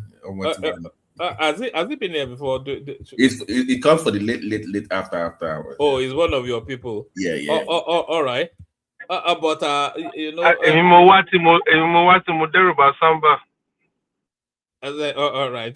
Toba Simba, then he's always welcome here. You know, Simba you need to go. But no, it'll be interesting. You know, the politics is becoming boring now because it's such a predictable landscape now. it's not so much who wins, but by what margin. That's No, really where.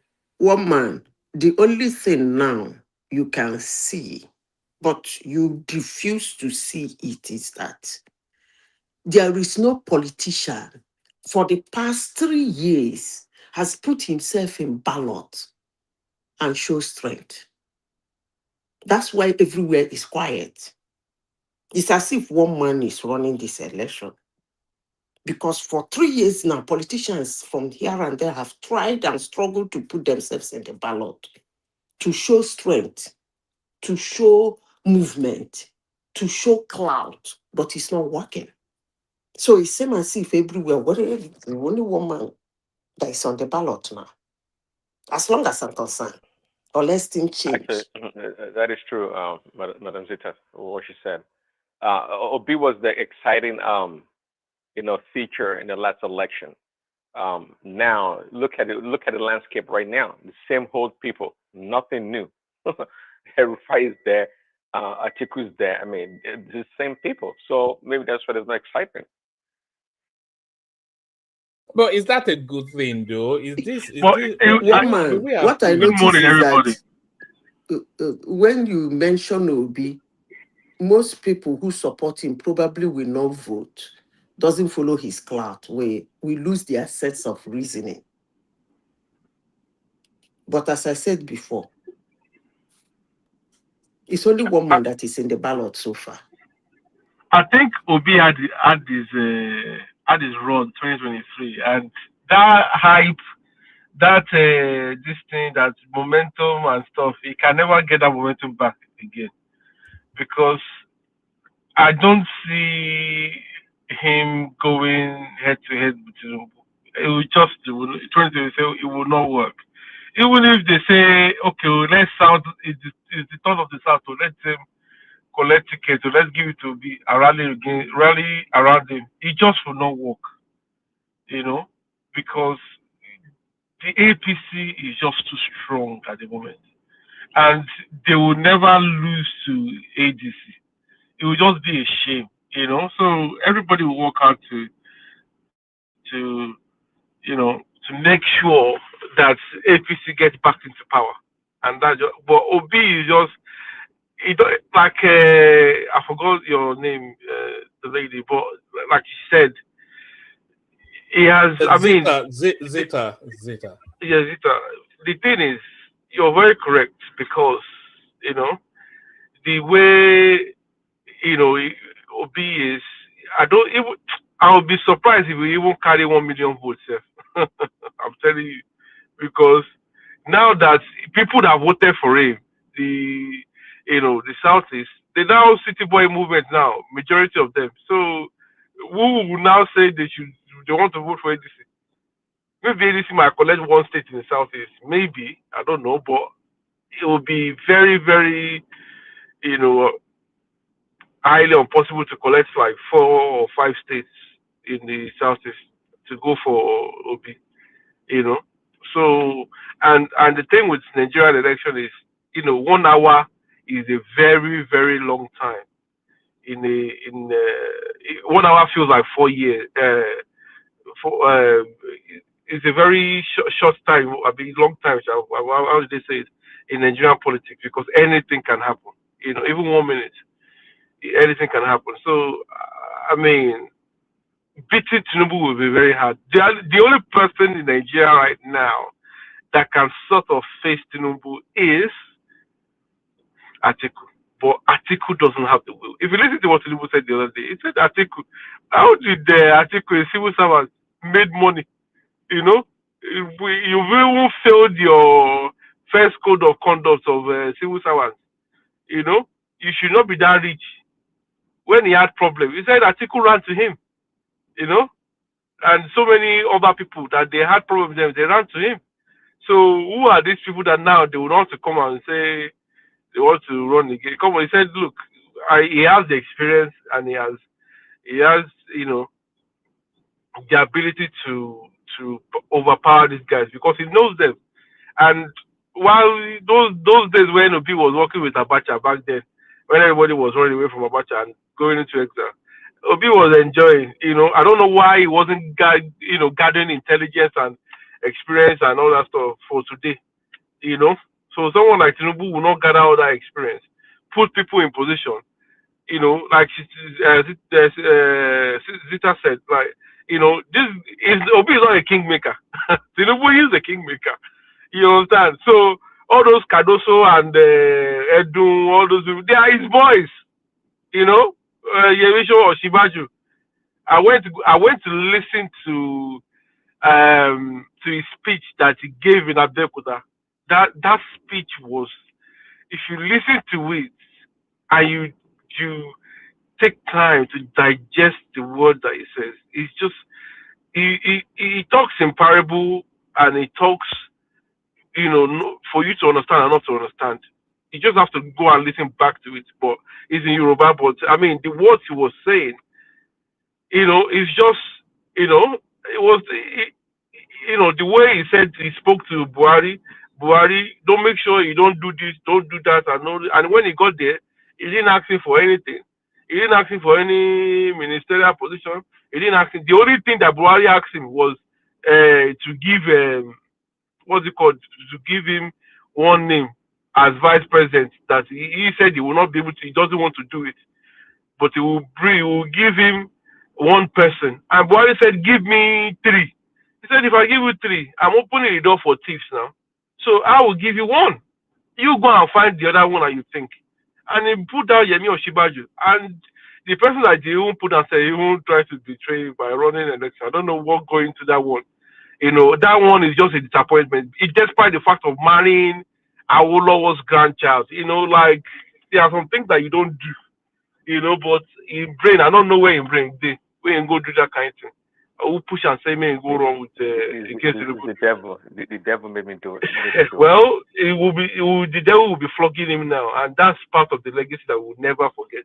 So Tinubu has trained a lot of people, and now they are reaping the reward because he's putting them in positions and doing things, and people cannot argue with him and say, this one, because these were the people that was with him. So it will be very, very difficult. And this guy, he went to London. God knows what he spoke to. He talked about with the king. But I'm pretty sure part of what he's probably went to go and talk about is, look, now you put us together.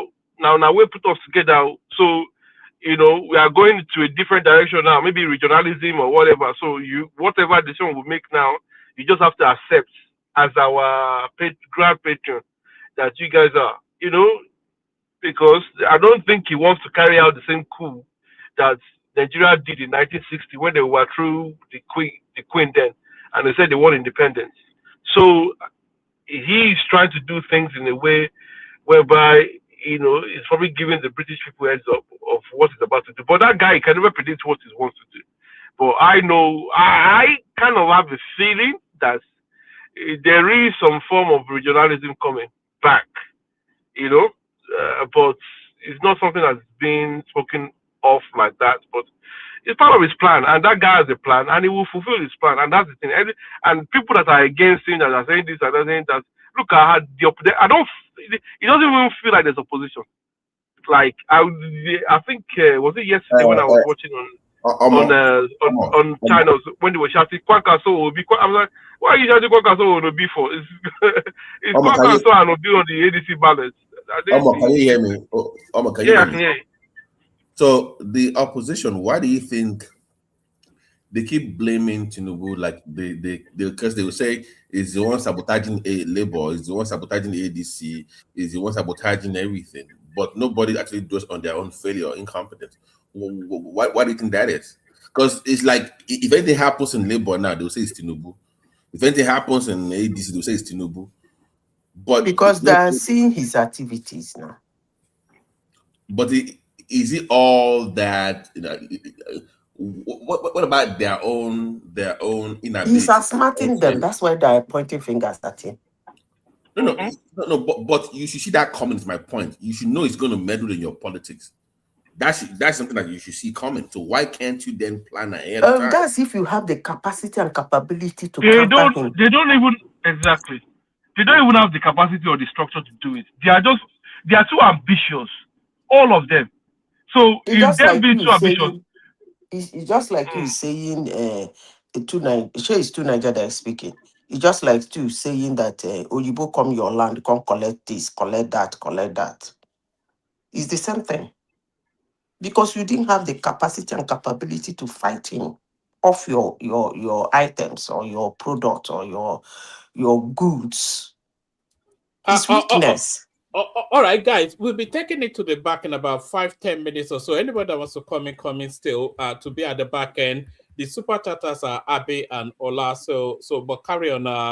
I don't think I've heard from this Yoruba Tata ever before, but I seem to have a good grasp of the goings on. Have we ever been on the screen together before, Omo Tata?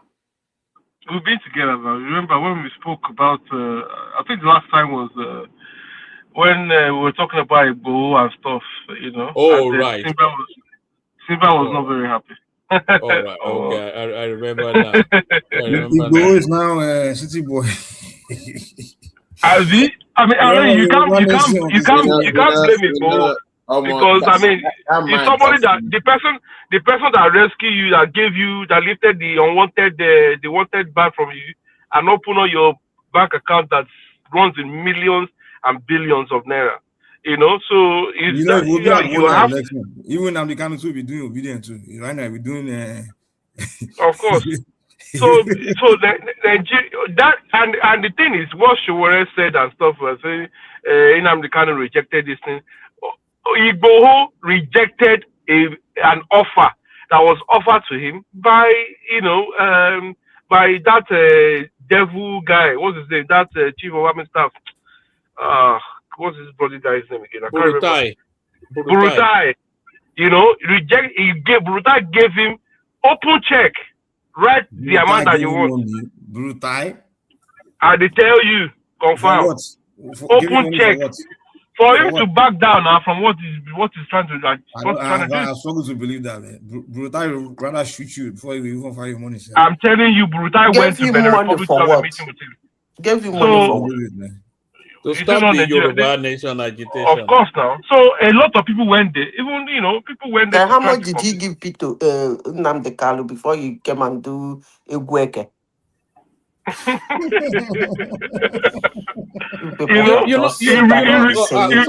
Sorry, Omo Tata.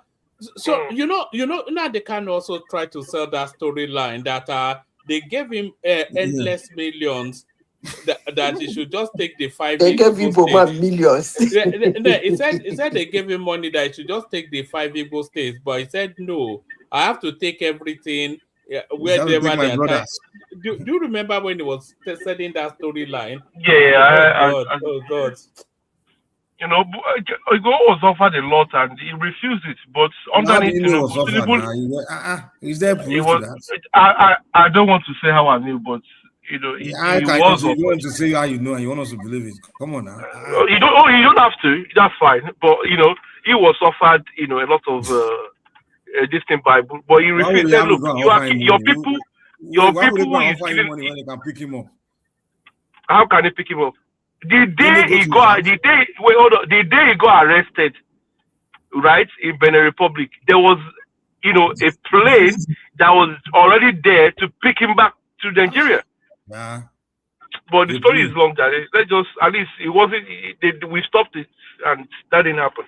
But however, that's just Nigeria for you. Nigeria is too powerful for, and they can do and undo in that region of Africa. But however, that guy, Tinubu, he helped him out, and obviously he's going to be forever grateful. So he's going to help him out too. So that's just the way it goes in politics. So that he really wanted to do it, but he has to do it because that's who helped him. So it's who helped him way he helped. He's not saying he's not doing it. He didn't sell out anything because he's not saying he's not doing it. He's not saying he's not doing it now. If I join APC now and campaign, does that mean I don't have my ideology? It doesn't mean. You know, so how can you want a separate country? it still doesn't mean. And the thing is, you cannot achieve anything without working with the government. You understand? You can be fighting and be fighting so and be why was fighting. you not working with the government in the beginning? Well, you try to work with the government, but they never allowed him. How? That's the thing. Oh, okay. It's not Nigeria. But however, Tinubu, this one is hands down. ADC, you go arrest. Whichever one. I don't. Labour Party is So when dead. Tinubu leave office You now, know? when he not now or the another person from somewhere else become president, now you start your royal agitation again, have you? No. Well, Mike, at least by that time, the Yoruba base will go down a little bit. They will focus on that man. That will be the one to. The thing is, yeah, this is what I think. This is what I think will happen. This is what I think will happen, right?